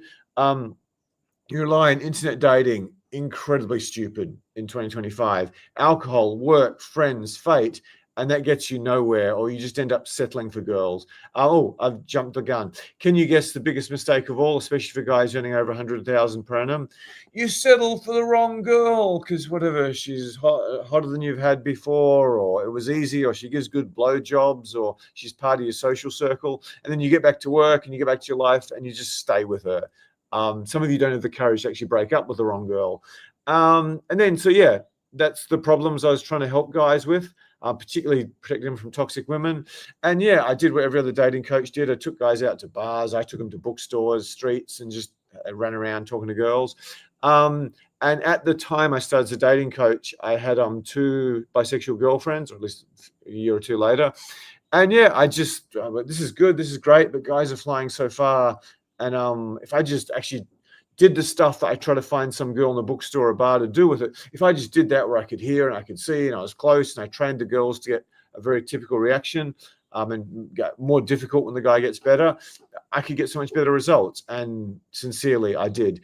It was incredible. Anyway, whatever, I had a whole bunch of girls and beaches and parks and picnics and SeaWorld, and flew around the country with them and did boot camps with them. And we got revolutionary results, truly revolutionary results. I won't do this with you because I might have done it before. But yeah, since then, I've helped thousands of guys from all over the world. I matured a bit, and I had a bunch of hot girls who weren't girls I was dating. I was never going to get far doing that. The tantrums before the boot camp and stuff. And tantrums on the boot camp when they were whatever pissed off at how attractive they thought I was, and anyway, yeah, I've been on TV a bunch of times, blah blah. What's that worth? Koshi, for who you Australians probably know well, one of Australia's top TV celebrities, at least last time I knew. Great dating tips, sensational. Cosmo, very pleasing, illuminating, changed the way I date. The biggest compliment of all, in terms of a guy who basically knows every dating coach in the world, at least the decent ones, is he called me the Steve Jobs, the Apple of dating.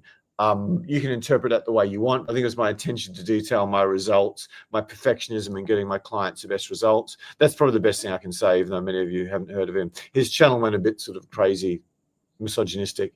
Yeah, but the number one reason you should listen to anything I say or do coaching with me or whatever you want is because I've done my 10,000 hours of Malcolm Gladwell talks about. I've done 10,000 hours of walking up to hot girls. Of watching guys walk up to my coaches, and then in bars and bookstores and streets and whatever, and supporting a bunch of them for a year, so I really understand what's holding them back. And yeah, just seeing the mistakes they make. And there's so many mistakes, it's not funny. And yeah, it's not just approaching, it's dating, escalation, all the way up to trying to kiss them.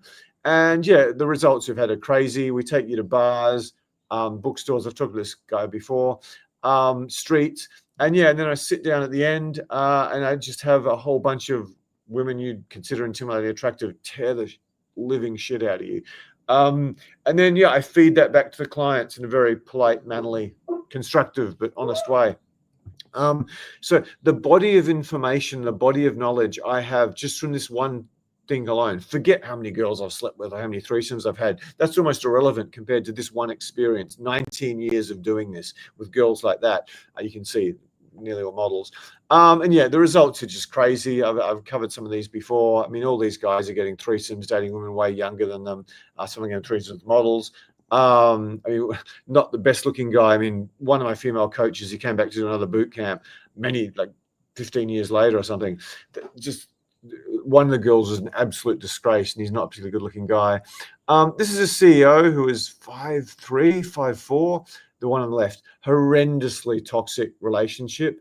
Just taking advantage of a guy with a bit of money who was short and probably a bit insecure about his ability to have this girl. And he had kids with her, and it was just a nightmare. Yeah, he'd done the two of the same sort of stories. He'd done the kids thing. He was happy with that. And yeah, his life has been a bunch of bisexual girlfriends and one main girl who is the center of everything. But he still sees other girls. And then he's like 5'3", he's probably 52, 53 now. He's still living this life. Sorry, I've given you exactly the same genre of case study. I didn't think this through. Anyway, the point of this, it's not that you'll get lots of threesomes, or you'll date models, or this would date women much younger than you. Many of the guys here, they don't want to date a woman in their 20s. They want to date a woman like 10 or 15 years younger than them, or even 5. But yeah, this guy, horrible marriage. The relationship was okay, but basically 17 years of no sex, putting him down the whole time, just staying in it to do the best for his kids. Yeah, anyway, it just didn't work out. I can't remember when I coached him. He was 43 or something. And yeah, this is him speaking at a seminar. A lot of the guys who don't want their identity disclosed, it's because they've got kids older than some of the girls they're sleeping with. So that's him there. One of the things we did is introduce him to a bunch of wings. Anyway, this was today. I used him in my live webinar. 2 businesses now. You can see who his clients are. This guy's making a fortune, where he's barely struggling to break even in his digital marketing agency. When he started, he said the reason we flew past $1 million in no time was because of Social Coach. Girl-wise, still in a relationship with my amazing 23-year-old German kinky neuroscientist. She's also in the New South Wales volleyball team, which is awesome. She actually makes a great coach. Best girlfriend I've ever had. This is at 48. She arranged a threesome with me and another girl for tonight, even though she isn't bi. Who's one of my other long-term play partners. Outside of that, she cooks for me, she dates me, and supports me no matter what. Oh, and she just inherited 2 million. She's not worth more than me. She's worth more than me. So I've got 2 regular partners, one who's 23-year-old grad joining us tonight, and the other 33 triathlete. Then there's a bunch on a casual basis. Very happy man, planning to exit to Thailand because he's paying absurd amounts of tax, which he certainly wasn't paying when we first coached him. He got pretty much better results in business than girls, and his results in girls were business. You can see his clients: Nike, Apple, Lego, Amazon. I had to delete a bunch of Australian clients who he's working with just to maintain his confidentiality. So yeah, repeating, it's Social Coach, not about getting you threesomes or models. It's about revolutionary results in your life. This is the key point. If we can get these insane, like I'm living like a rock star in my 50s results, a famous rock star, for all these guys, like there's dozens, maybe 100 of them who are doing this, just emulating me in many cases, often getting coached by the girls I had threesomes with and picked up.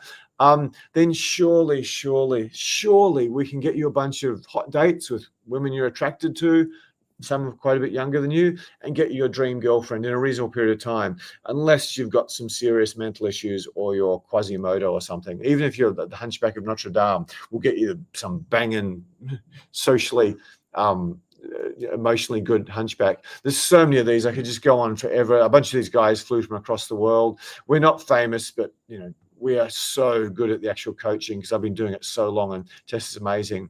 So yeah, if you want supreme social confidence, stack of hot dates, beautiful, loving, dream girlfriend fast, and dates with women you actually want this week, TESS will be on Zoom. Identify and eliminate lifetime mistakes, master approaching better than 95% of guys, master conversation, and most importantly, get this custom plan with 3 action steps. And yeah, spots are pretty limited. We're going to run these to the US live soon. Very special offer. We're charging a shitload of money for private coaching before COVID. Anyway, walk away knowing how to get hot dates. I'm skeptical. It's so freaking easy. It's like so ridiculously easy to beat the average American, Australian, Western European guy and get insane results, particularly the average Asian American, Asian Australian guy. This could be you tomorrow, except it's a test. Yeah, so this is legit. You can hop on our website and see this. That's what we charge for these. And yeah, with us getting a bunch of clients from the US and soon going to do YouTube lives, these have been very successful with whatever, getting client sales in recent times. Took a while, but now we're getting new people. Yeah, so it's not $14.95, it's just $1 tomorrow. If you're watching the replay, there should be something in the link below. There should be a link in the chat below. And yeah, it should be pinned in the comments for those guys live. And that will be what your tomorrow evening or morning looks like, depending where you're watching from. So many testimonials. I won't even bother with this. So now I've got to stop sharing and bring the lovely TESS back up. Okay. Hope there's a lot of value there too, because we didn't lose anyone at all, which is kind of nice. But yeah, my story is one of the most valuable things I can give you. How do we get the pretty girl to the left? Maybe I should shut up. Do we have that button? Can you make TESS on the left, please? or maybe if anyway, let's get back on to the questions. Now, actually, I think we've got one more point to cover. Okay. Thanks for that. I'll probably Tess, I'm really throwing you in the deep end more than ever before. Your girlfriends are all yogis. They tend to be a lot more sane than the average girl. Can you come up with instances where it's much easier to have a relationship with a girl who's younger rather than older, in terms of massive pressure for kids, insecure about her looks, that sort of thing? It's just that you might not be able to do it. So if you don't think you can add value, don't feel free. I'll just fly through it.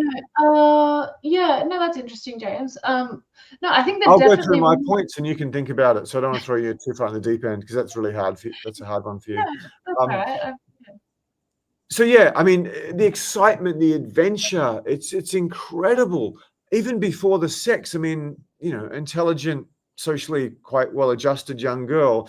She's just got endless amounts of excitement, passion for life, youth. Again, I don't know how good the filming is now tonight. I should have a light above. Is it a bit foggy? Oh God, don't tell me my I've gone through all this with anyway. I'm 54. I mean, try to find a grey hair. And I'm in the worst shape of my life by far, because of being in a wheelchair for a while because something happened. I'm 54, and I'm not saying it's number one, but it's in the top three. I've had a lot of sex with girls 20 or more years younger than me, and even in my 40s, a whole bunch with girls 18 and 20. Even in my 30s, 20 years younger than me. Not quite 19. But yeah, it's just, they keep you young. I don't know. I don't want to get into the sort of the people who control the world and all those satanic rituals and what they do. I scrub that from YouTube. But yeah, in terms of beautiful women in their 20s, I think there's a lot of, any doctors here, can you please make me look good? It's just incredible the life you get. And obviously, if you're with younger women, you can potentially procreate with them. That's a fucking wanky word. Sorry about that. Your body's intentionally keeping you younger and healthy, because you might need to be a late life father. I think there's a question about that I'll handle soon. Excitement, energy, beauty, great sex. I mean, a girl who's 35, potentially somewhere along the lines, if she's attractive or promiscuous, like many girls are in the West, she's hopefully been handled quite well in the bed. You can be the first guy, if you do our course, to completely blow her away and give her the biggest orgasms of her life. There's the social proof aspect. I'm really showing off here, but I mean, there's a billionaire who's friends with many of the billionaires in the world, who was harassing me to come and live in a house, a gigantic mansion, the most expensive house in that city, just to hang out with him, because whatever, we were good friends. And he introduced me to and I introduced him to my girlfriend at the time, who's a 20-year-old flyer in the world model. Oh my God, I got the loudest gecko on the planet here. It's costing me so much sleep. Can you guys hear the gecko? I can hear the gecko, yeah. It's the star of the YouTube live, and it's probably, I've got a fan going here. Shut up. I'm in Indonesia now. Oh my God, it's crazy. I'm foggy. There is no way. It's not too bad, James. Nothing like last week. If I get foggy or something like that, if you could just tell me straight away. It's not. I know what it is. Yeah. I thought it was the sun coming in. Anyway. So yeah, social proof is insane. I've probably told enough stories this year, but a roommate of mine was earning $320,000 a year in the 90s, working 5 to 10 hours. One of the reasons he was doing that, this was in his 39 or 41 or something. He was dating this 19-year-old ex-model who didn't like modeling. I mean, apart from not the biggest chest, I mean, she was one of the hottest girls you can ever imagine. So yeah, let's get on to the questions. Cool. I've just someone's saying that they've tried to book in and the page is down. So looks like so many people have tried to book a date that the page is down. Is there another link you can send me or email? You can email info@socialcoach.com. But yeah, if tech guy, if you can just double check that that's actually working, still up and running, and that we have spaces left, that would be great. Yeah, thanks for informing us. It is a formula. I'm not sure. Oh God, this is a complete debacle. Is it coming up what the times are? Because a couple of them are taken. Something's wrong. Jeez, it's just this is a grotesque embarrassment. If you just Google, if you just email info@social coach and leave your phone number, preferably age and occupation, I'll try to get onto you as soon as possible. I'm profusely sorry for this. Yeah, tech really is yeah, you're lucky because we're charging a dramatic amount more if our tech worked. So yeah, we've had this on live webinars where I spent $5,000 on traffic too before. So I've got no idea what's going on. Yeah, info@socialcoach.com. That's fine. Just send us an email and we'll be able to help you out there. If you watch the replay, I'll make sure it works in the send us an email to info@socialcoach. Yeah. Jesus Christ. I don't know what's going on. Anyway, we'll get back to helping you guys. Let's get into the questions. I'm just going to see. We've got a couple from before, and if you guys have any more questions, just chuck them in the chat. Let me just. Excuse me one sec. Okay, here we go. We're up to. Oh, that's better, James. That's better. 2 hours in. This is not AI. Tess and I are real human beings. We can't cut ourselves and we'll bleed because that could be AI. We're really here.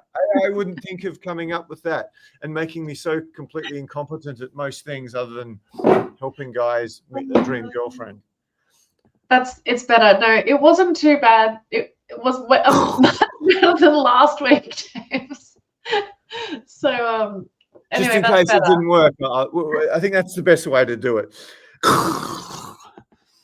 Yeah, Tess had her finest moment in social coach history on a YouTube live last night, and I'm underwater, frozen, going. So I'm not very good at re-recording things. So yeah, I'm a fucking idiot. Yeah, fucking retard. Oh no, shit! I'm gonna get kicked off YouTube instantly for saying that. So anyway, enough of my complete and utter incompetence. Questions? Okay, there was one for you, James. Luke asked, James, you mentioned you want kids. Is there an age limit you have for women when selecting them? That's part of the reason I'm not keen on living in my country anymore. I shouldn't say this. Given how freakingly fussy I am because of whatever luck I've had, and I'm not the guy who's trying to get a spreadsheet with 800 or 1,800 girls on it. I mean, I've slept with a lot more girls than the average guy, but the majority of them have been quality women who had degrees, who would be dateable, not just girls. I've never slept with a girl in a club in my life. Oh, anyway, I'm crapping on. The first time I ever slept with a girl out of a nightclub, I slept with two. It's because I brought my ex-girlfriends to what used to be the coolest nightclub in Perth and slept with them when I got home. So that's the only time I've ever got a girl at a club. And I got two. And I've never ever got a girl from a dating app, so I've never been on them. So you mentioned you want kids. Is there an age limit? I don't know. One of the reasons I want a younger woman, I don't think anything bad will happen to me unless they force us to take things I really, really, really don't want to force. I really, really don't want to take because I've just been so healthy my whole life. That's an excellent question. Thank you. That's another reason I want a girl dramatically younger than me. If I do have kids and something happens to me, I don't want to be 70 and I've got kids who are like 12 and then, they grow up as an orphan or dementia or something. I had a bout of mercury poisoning, which I still haven't dealt with. So I'm far more likely to get dementia. I think people with ADHD and autism are far more likely to get dementia if you understand the signals. So I'm getting long-winded. I don't currently have one. Given I've lived a pretty incredible life compared to most people, I'd be pretty unhappy if I didn't do that. If I changed 10 million men and get them decent women and help them avoid toxic women and help them make a lot more money in business, then I'll accept that. But yeah, I'd love to be surrounded by dogs and kids and a nice place somewhere quiet, and just fly every now and then to do big seminars. So that really is my goal. But yeah, having had extraordinary women in my life, I think it'd be one of the saddest things I can ever imagine if that didn't happen to me again. So yeah, I don't have an age limit, but I'm hoping to God I can do this by 60. And then this is part of the reason I'm so fanatical about health, and my health training is so good because I'm crazy about this. As you can see from my hair, that's not underwater like it was last week. So yeah, good question. Next question. Shimi asks, how to respond when a lady asks, why are you single? That's a great question. This is where it's so hard. If we haven't coached you, I'd need to know more about you. Yeah. Firstly, how old are you? How many women have you slept with? How hot have they been? Were they casual sex or off internet dating? Were they great girls? I need to know so many metrics to answer this. If you're clearly in your 40s or 50s, that's a really big sticking point for a lot of girls, that this guy's been single this long. Why hasn't he had a proper relationship? Why hasn't he had kids? So you want to have a good answer to that. I've got a great answer. I traveled my entire 30s, pretty much. If you give me some more metrics, I'd love to help you. I'd really love to help you. That would be amazing. Yeah, I think that's a challenging one. Obviously, it's because you've never been able to hold down a relationship. There's something going on. I don't know. Obviously, you probably don't want to give away that information because the women, it's just like how social proofing works for women. It's like the opposite of social proofing if you're kind of giving away that information. So, that is a tricky one to answer. It would have to be tailored around your specific situation. Also, but also if you're just, if you've been in relationships in the past and whatever, there's a valid reason for being single at the moment. I've been focused on my career, or I've been traveling, or just come out of a long-term relationship and wanted some space and time to like reconnect with myself, or whatever it is. Those are all completely fine, normal reasons. And I think also if you the less you focus on whatever the answer is, the less it'll matter as well. If you just answer in a matter-of-fact way and then move on, it shouldn't really be a problem, whatever the issue is for why you've been single. As I said, as James mentioned, this one's a little bit more complex. James, do you have anything else to add, or next question? Did you have any metrics? I've got no idea what's going on. We've had this problem before. Sometimes when we get two people trying to book before at the same time on Calendly, it doesn't work. But yeah, is that the right one? I don't even know if this is going to work. This is so embarrassing. Let me just help. With being single, I need to have so many more metrics before I can help you, because the way you'd answer at 25 is very, very different to the way you'd answer at an older age. Let me just see. I don't understand what's going on. I managed to book using this link, so it might not be, I don't know. There might be some, what you call it, cookies or something involved. Cookies tend to explain a lot of stuff. So maybe next question. Yeah, if you give us more metrics about why you're still single, that would be really, really useful. A gigantic sticking point if you're looking for a relationship is if you're some super desirable guy in your 50s and you're still chasing younger women. They're obviously going to ask why you're still single. So you'd want to have a good answer for that. I just blame travel. You could blame career as well, but again, women lie very, very well.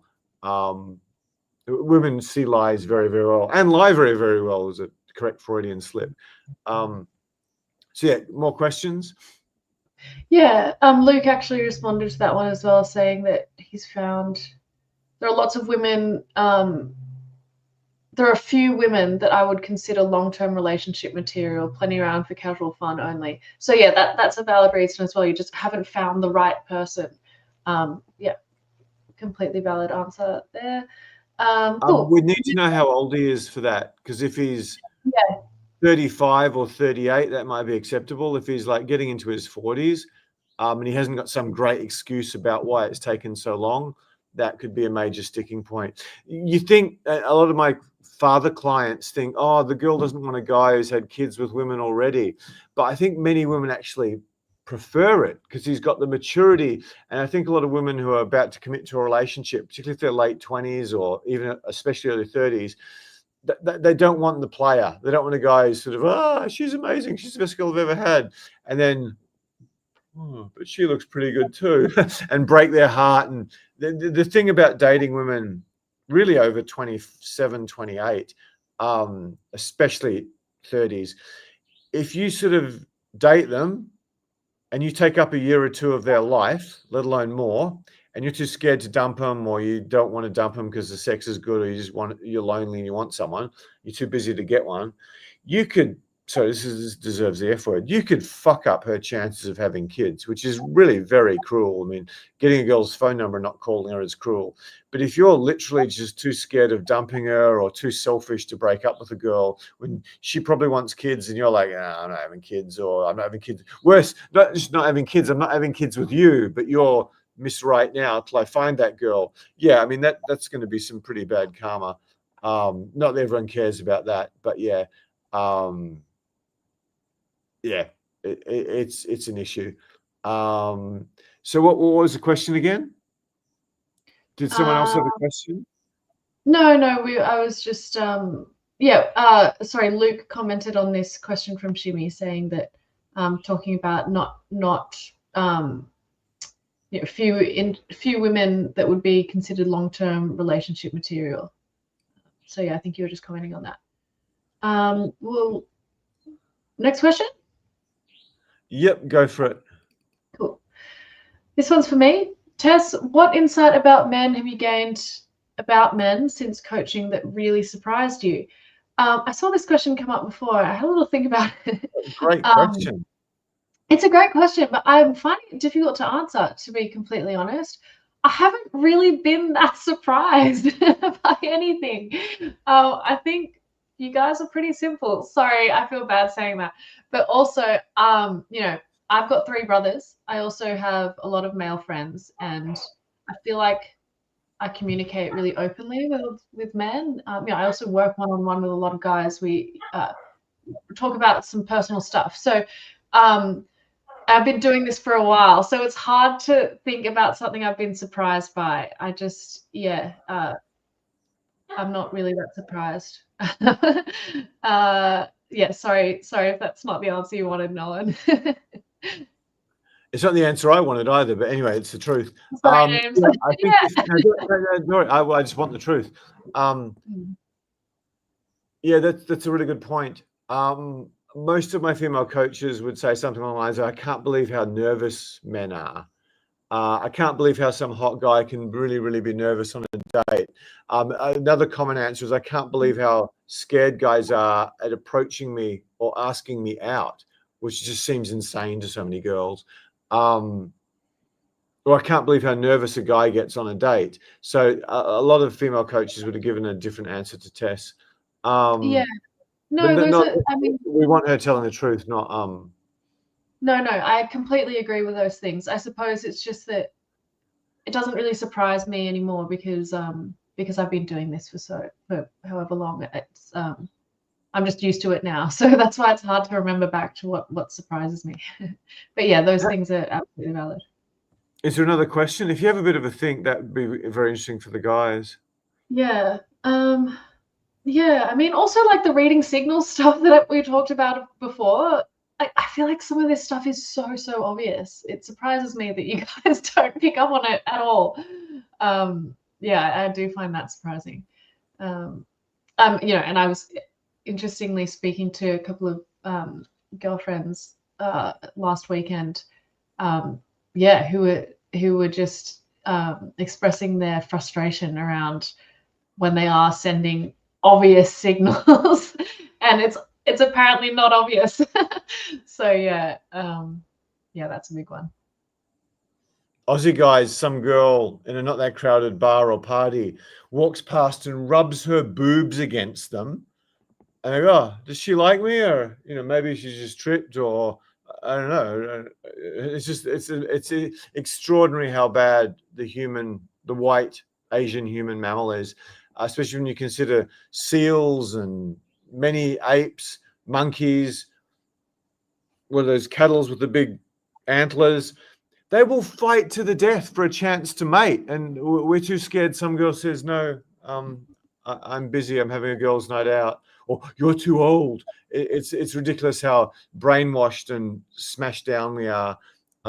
Again, I learned a lot from Brazilian guys, African-American guys, and Israeli guys, and Italian guys. This is a while ago, before globalization got even more insane, and they were completely and utterly remarkably different to any Australians I met. So I'll do more questions soon. I don't know what's going on. It could be to do with cookies or something. I tried to book one of those sessions and it seemed to work for me. But I don't know. Anyway, so yeah, there's at least 2 spots left from what I can see, plus a late one for Americans. Sorry for anyone who couldn't book it. If you try to book that and that doesn't work, just send an email to info@socialcoach. I'll try to sort things out. Okay, the call booking doesn't work. I'm underwater again, not quite as deep as before. Hopefully my my volume hasn't broken up. So I think it's what's his name? James and Tess, I'm curious what hobbies you took up that helped your self-development journey. What were the top 3 picks that had a profound impact on your life? Okay. What 3 hobbies helped your self-improvement and business journey? What made the biggest impact on your life? Attracting women, approaching women, dating women, reading women's signals, understanding their psychology, navigating all their tests and games, actually sorting out a date plan the same way you'd sort out a sales funnel or plans to build a house. That is by far and away the most valuable soft skill you can ever have in your life if you want to be successful in business, or successful at making friends, or successful at doing anything. Because I say picking up women, attracting women, meeting them, approaching them, dating them, sleeping with them, having relationships with them is by far and away the most complicated, the most advanced social skills known to man, from what I can tell. Maybe some sort of CIA spy might beat it, but other than something extraordinary. Yeah, it's the best thing I've ever done. And not just because the women I've got to share my life with, or the people I've managed to change their lives. It's just because it's the ultimate human skill. Wayne, goes home, jerks off to pictures of Darwin or Origin of the Species, or Descent of Man, which is better than Origin of the Species for dating by far. Yeah, why do we have these gigantic brains where women, we're born, and we're completely helpless for 6 years, 10 years, 15, 20 years in Western countries? How does this happen? It's because to work our way up status hierarchies, we've developed this frontal lobe. I'm not a scientist, but this is close. Our brains just got bigger and bigger and bigger and bigger, but it's not areas connected with survival. It's areas connected with replication and climbing social status hierarchies. It just revolutionizes your life. I just shared, for anyone who was watching, a guy I coached pre-COVID who was 43 or something, 17-year sexless marriage, no sex before the boot camp. Pretty insecure guy. Left an okay salaried job, started a business, struggling. Completely changed his life. He's had his kids thing, didn't want to do that. Whole bunch of girls 25 years younger than me he's having threesomes with. Goes from, I don't know, maybe I shouldn't have left this job because, life's tough trying to run this agency. Shut up, Gecko. And that completely transforms his life to the point where he's making millions and millions of dollars helping Nike, Amazon, whoever. This is just a text I got, a WhatsApp message I got 2 or 3 days ago. So yeah, we gave him the skill of picking up beautiful women, attracting them, having relationships with them, having 3 or 4 at a time, passing their tests. And he said the reason he flew past $1 million in his first year in business, or at least the first year after I coached him, was because of the skills we gave him, and also the skills to recruit killer staff and that sort of thing. So yeah, the greatest soft skill you can ever have in business is the skill of extreme level social skills, and I suppose practical psychology, as distinct from she's bipolar or she's depressed or something. And yet the ultimate skill I know of, maybe other than some high level CIA, Mossad, KGB agent, is to get much better at coaching girls, at meeting, attracting, having relationships with girls. Now, it's a shame I sort of target guys over 40, hope a few 35-year-olds on, because this is the best thing you can ever do. This is the best thing you can ever do. If there's any questions on that, let me know. I could talk about that for hours. It's the greatest thing ever. What 3 hobbies took up that helped your self-development journey? Most self-help books are crap. They're just one idea that's blown out to 400 pages or 300 pages with a few stories in there. Stories can be really valuable, often more valuable than everything else if they're good stories. Self-help, how to win friends and influence people. I mean, people have done testimonials and said, this is the dating course that Dale Carnegie would design. And he'd even add women in there to do it. Read the Stoics, read Marcus Aurelius, read Seneca, read Epicurus, or read the guy who's blown up on social media, basically plagiarizing them in 2025.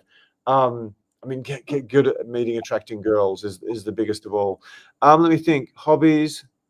I mean, okay, public speaking is huge. These days, copywriting is huge. I'd have previously said coding a few years ago because it sort of teaches you how the internet works. I can't code, but I deeply respect and have built deep friendships with guys who are very good at it because how it helped me understand the world and how fascinating it is and how addictive it is when you're really good. Coding, you know, Groks can do better code than any human being now. So I don't know about that. What else? Yeah, it's learning how to sell. Again, learn how to attract and pick up women. It's a masterclass in sales. It is a complete masterclass in sales because the reading signals work you need to do to close some guy into a $10,000 or $20,000 or $500 sale is nowhere near as advanced as the skills you need to get some girl who's way out of your league. And I mean, as I say, a lot of this course is sales and reading language and networking and stuff. So I've been told off by some successful clients, stop talking about picking up chicks and getting threesomes and sleeping with models. This is a guy who lives in Point Piper, what's it called, Wolseley Road, Point Piper, the richest street in Australia, the Southern Hemisphere, one of the richest streets in the world. He goes, man, what are you teaching these? This is a few years ago. What are you teaching these guys how to pick up chicks for? Like some pickup artist, as a social skills based pickup artist. You're going to call me that. So one of his best friends was literally the highest paid public speaker in Australia. In Parks, his business success. He was literally the highest paid public speaker in Australia. He said, dude, I should introduce you to this guy. I won't say his name online. I mean, you could be making these outrageous fees doing public speaking. But I said, no, my mission is to bring men and women together and protect men and protect decent, hardworking men from toxic women, which I've experienced a bit of. So yeah, it's public speaking. I can't remember why I said that. Yeah, public speaking is a really good one. Sales, copywriting, sales especially. But yeah, public speaking and copywriting, the highest form of them is picking up girls because you've got to approach bunches of girls. You got to impress their friends, which is one of the biggest sticking points you'll ever get when you're trying to get attractive women. They're not touching you till XYZ friend and guy friend and, you know, gay makeup artist or hairdresser. Until you get their tick of approval, you're not probably getting a date with them, let alone getting near their panties. Anyway, that was a bit of a rant. What a question, Ashkay. Yeah. Yeah, I mean, that's a good bunch. Read the Stoics, How to Win Friends, Influence People. Get really good at meeting, attracting women, because that's meeting, attracting clients or staff or investors or business partners or amazing friends or everything. And then if anything else comes to mind, I'll add to it. That's a fantastic question. Maybe a question of the night. Yeah, I think we've heard that countless times, that when these, when you start having success with women, it's just like the ultimate confidence boost for a man, when they're able to be successful with women who they once considered were like out of their league, and it just translates to pretty much every other aspect of their life, because it's just the ultimate self-esteem boost, really. So yeah, I completely agree with that, James. I mean, we've seen the evidence of that, and for me as well, when things are going really great in your life, um, yeah, it changes your body language in every scenario. So um, things are just going to be working well for you. And a lot of the stuff we teach, like James said, it's communication skills, it's elite level social skills that translate to sales, networking, etc. So it makes sense. Two of the most impressive people of my lifetime, of the century, top since Rockefeller, Carnegie, probably the second greatest business person, Steve Jobs, certainly in terms of impact on the world. And Orson Welles, arguably, I'm showing my age here and my hobbies, the most talented artist of the century. That's an argument I could definitely make quite strongly. I don't know who's going to beat him. When they were dying, when they were on their deathbed, they weren't thinking about, I made Citizen Kane, the greatest film that will ever be, or I made the iPhone and revolutionized the PC industry, and made them beautiful and functional and easy to use, and marketed technology like it was Nike shoes or a Rolls-Royce car or something. Genius, insane genius. When he was on his deathbed, he wasn't thinking about the iPhone. He was thinking about the two greatest women of his life. Read that white book by Isaacson and you'll find out. That's what he was thinking about at the end of his life. So, it doesn't matter. And Elon Musk, when the fuck is someone going to achieve more in their life than him? The prick's born on the same day I am. And I'm like, not even an ant's toenail or hair in his toenail compared to Elon Musk. The greatest happiness he experiences is with his kids. So, it's so important. But amazing question. Hopefully you guys enjoyed anyway, I'm really hitting this hard. Guys do the boot camp. Some guys join our 1-year community. Some guys even do private training. Then they get their wife, they get their kids. They come back 8 years later or something because they started their own company. Or they got a promotion. I'm going to do private training. I need to check back, but some of them might have paid 15 grand, which we were charging pre-COVID. Certainly 10 grand. Just spend 8 hours with Tess and I and Natalia or something. Not for the woman. They were incredibly happy with the woman. They just wanted the soft skills I'm ranting about. Welcome to all the Americans. If my link works, we should have some call times that don't ask you to get out of bed at 3 a.m. in the morning. I might be doing one tonight if I get some food in me early enough. So there should be a link pinned in the chat for the Americans. Any more questions? We tend to sign off soon. I saw some good ones that I didn't know. Yeah, there was one for you, James. How do you handle the influence of parents who do not agree with their daughters dating you because of the age difference? Okay, that's an even greater skill than picking up young hot girls. Dealing with mum and dad. that's something I'd be lying through my teeth if I said I'd mastered. I've broke up with certainly one of the 6 greatest women in my life because of that very issue. To be honest, I don't know if I've ever had kids with her. She was like just extraordinary, just such an extraordinary human being at 22. But I was still talking constantly to the girl I thought I'd probably end up marrying and having kids with. So I didn't take her that seriously. But I ended up breaking up with this girl who would have, no offense to Tess, and no offense to anyone, but I mean, the female coach she would have been if she wasn't like jealous about me not wanting to be with her. She was, I pulled her, she came to Australia for holiday and I said, oh, come do a seminar. I wanted Australia partially for 3 reasons, mainly for, I think, her value in the business. And that was one of the reasons she got pissed at me. And Yeah, I just took her out to her first seminar. She knew nothing. She only found out I was actually a dating coach 2 weeks ago or a month ago or something. And I take her to a seminar, and for 3 hours, there was a bunch of guys transfixed. I couldn't get a word in edgewise. It was her debut as a dating coach. Obviously, her appearance affected her performance, but she was just so charismatic, so articulate. Whatever. All the NBA players should be paying Michael Jordan a huge percentage of their check, and Michael Jordan and Oprah Winfrey and every black person should be paying Muhammad Ali a huge percentage of their check. I should be paying her a huge percentage of my check when I start getting huge checks again. Because I could say that about several girls, but I owe her so much. So I can't. You can say it's a psychologist too. I can't date you and deal with your issues and problems and pass your tests, and your mum on top of that. Another long-term relationship. I had a girl who their parents hated me. I thought the dad was going to beat the crap out of me the first time he met me. The brother had sheer contempt for me. Her dad was huge. And she's throwing every freaking woman's test in the book at me, and more to piss her parents off than to test me as well. And I had the dad loving me, and the woman and the mother go, oh, James gives the best hugs. So I turned that round, and it was just sheer utter contempt. The way they treated me the first time I met them, it's just like, I'm giving up on this girl. But I turned that one around, but I haven't turned everyone around.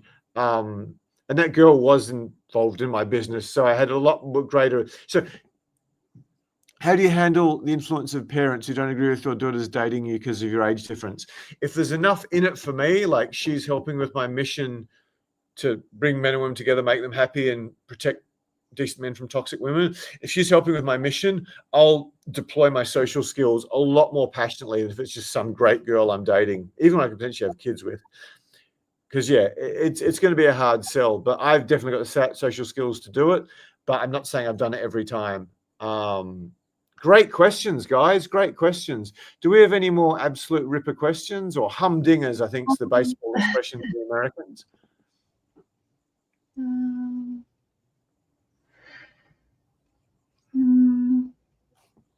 This one's not pretty interesting, I think. What's considered worse by a woman, a man at 40 who is still single, or a divorced man at 40? I think that's an interesting question. I would say that a man who's still single at 40 may potentially. It depends. It really depends. If he's still single at 40, but he's there's a valid reason, like he's been focusing on his career, or he's whatever it is. He's been traveling a lot, doing his own thing, and he's got his own passions, and it's not like he's got issues with women, then that's fine. But if it's that he's not actually able to have relationships with women because of some reason, that's probably that's a red flag, definitely. A man divorced at 40, the divorce rates are higher than ever. I don't think women would really they wouldn't really judge that too harshly at all, I don't think. It's just the same as a breakup. I mean, you're in a long-term relationship, you broke up. It's obviously for a reason. I don't think that's a big red flag. I think this is a regular Luke, who from memory is quite a high status guy who has no troubles getting girls off apps.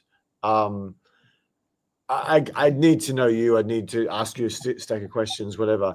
But with a bunch of generalizations about the data points I have on you. Is it data or data? The Americans want to say data points. The Australians say data points. I don't know which one it is. But the data points or data points I've got from you, I've spent too much time in America or too much time in Australia. You're just going to reek of player, and like, will this guy ever commit? I'm guessing. because I've coached a bunch of guys like you. So yeah, it'll depend on the girl too. But yeah, women over a certain age are paranoid about getting some guy who can effortlessly cheat on them and wasting years of their life, potentially becoming a single mother, which is a huge issue with wealthy guys because they're always trading up, despite the horrendous financial consequences in most Western countries. I think there's another question from Luke. We might take one or two more questions, then we'll probably call it a night. I'm just getting some food. Tess, let me see. If you think one that's more better for me. No, that's okay. No, this is a good one. I started building up wealth in my 30s. I'm now in 41 and have done well. I'm concerned about a woman taking my assets. Valid reason for being single. I think James is going to have a more valuable answer for this than me. I mean, I like to see the good in people. I don't have friends who are women who are like gold diggers. I'm not a gold digger. I don't actually have friends in my. I don't know people who would ever use a man for their assets.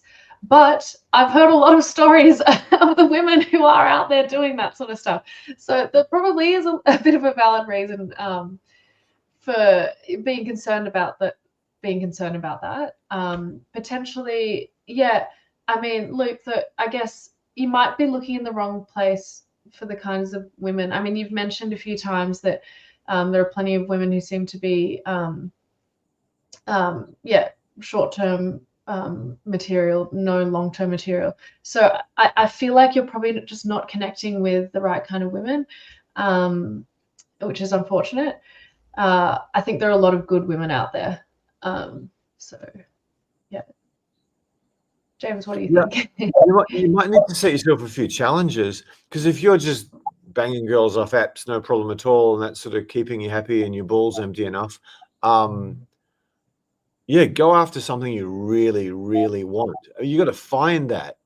Because yeah, let me assure you, a girl who potentially likes you, who thinks you're relationship material and she thinks she's got a chance, that's a completely different kettle of fish to just sleeping with lots of girls. Yeah,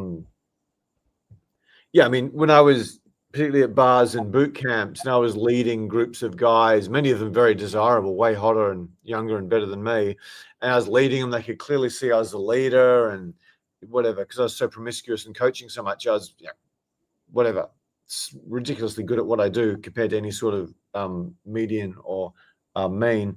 Yeah, I mean, I slept with quite a lot of girls, and they're all really good ones. But yeah, it was just so easy for me. Just handling the logistics of doing a good job for the clients, then taking off with her at midnight and maybe 11 o'clock if I'd approach coaches, and then quickly nailing her before I get up at whatever 10 or 9 to get to a boot camp for 10. But yeah, I don't think all those easy, I mean, they helped me because I had a high level skill set.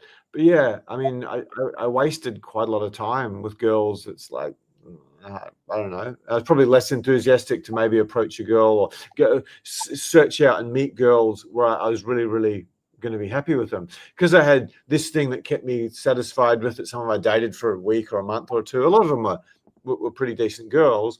I wasn't just basically hanging out in the bookstore. My only real hope of dating a woman I can imagine myself seriously being with in Australia. Yeah, just because I had all this easy stuff coming, I didn't go after what I really, really wanted. I don't know if I'm helping you here. The thing is, you just got to hide the assets, because if you promote that on apps or Insta, I mean, so many girls are going to sleep with you. Yeah. The Point Piper guy.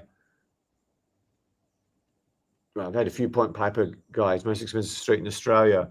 But yeah, I mean, he slept with so many girls, and it just has a party at his house, and attractive girls, occasionally even models throw themselves at him. But yeah, whenever he got into a relationship with a woman he wanted, I mean, he literally aged 10 years in the space of maybe a year when he's just got stuck in this relationship with the love of his life, who was not a very good person. I could tell as soon as I met her that this was a gold digger and a user and a really toxic person because of whatever skill I've got. And I've had so many friends or clients with a girl. I'm like, oh, I'd say there's a 9 out of 10 chance she's really, really good. And then I've had other clients or friends where I'm like, there's probably like a 9 out of 10 chance this is the next Amber Heard. So I've got a good feel for that, whether because of my experience with girls, because I meditate so much, or body language. I don't know exactly why. Yeah, that's pretty good. Someone's saying about another booking. Hopefully the thing's working. So yeah, if it's actually worked properly, or I can see it at my end. Welcome, David. But it's not coming through for me, but hopefully it's there. Again, email info@socialcoach if we're just being so embarrassing. David from Brisbane. David Reynolds, you're getting a good shot of my nose here.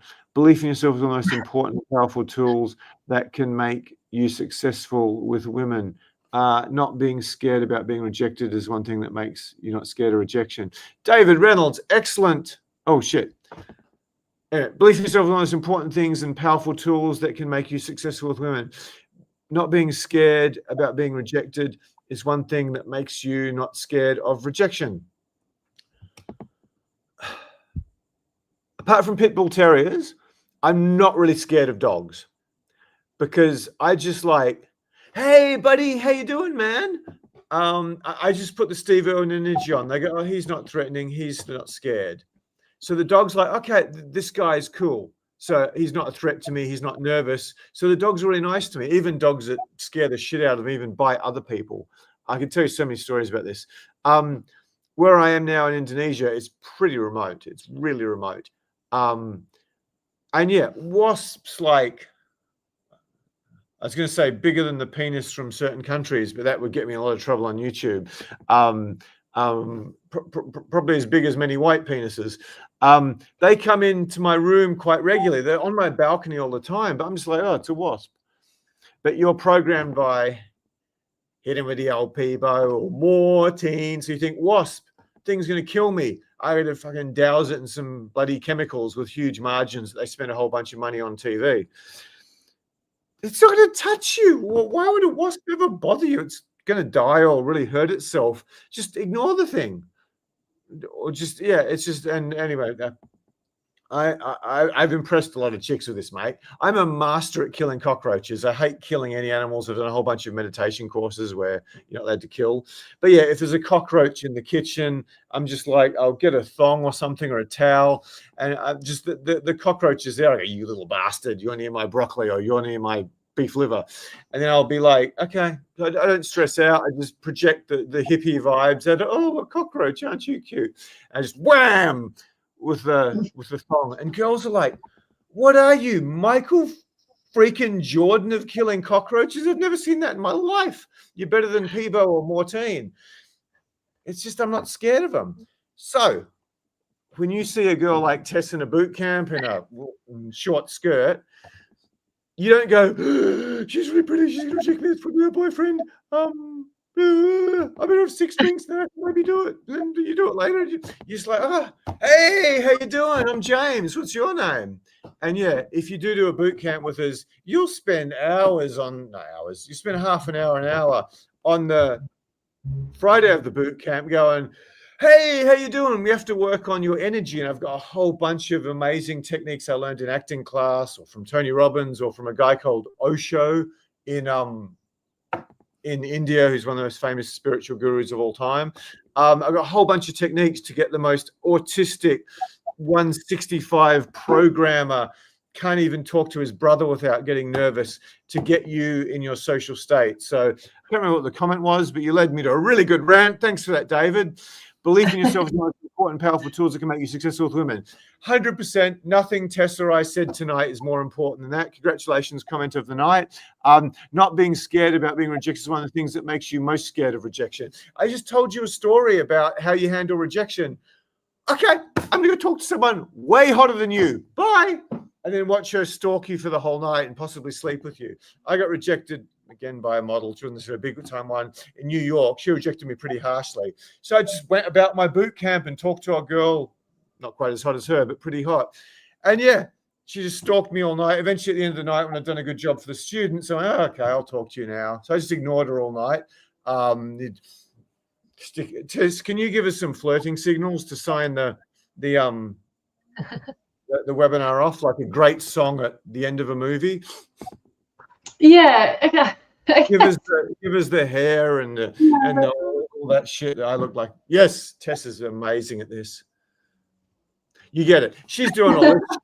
She's in my proximity, and I'm eventually, whatever, 2 hours later, after the students love me, I go, okay, I'll talk to you, Miss Special Girl. She's even hanging out on her own. I mean, hot girls never hang out on their own, ever.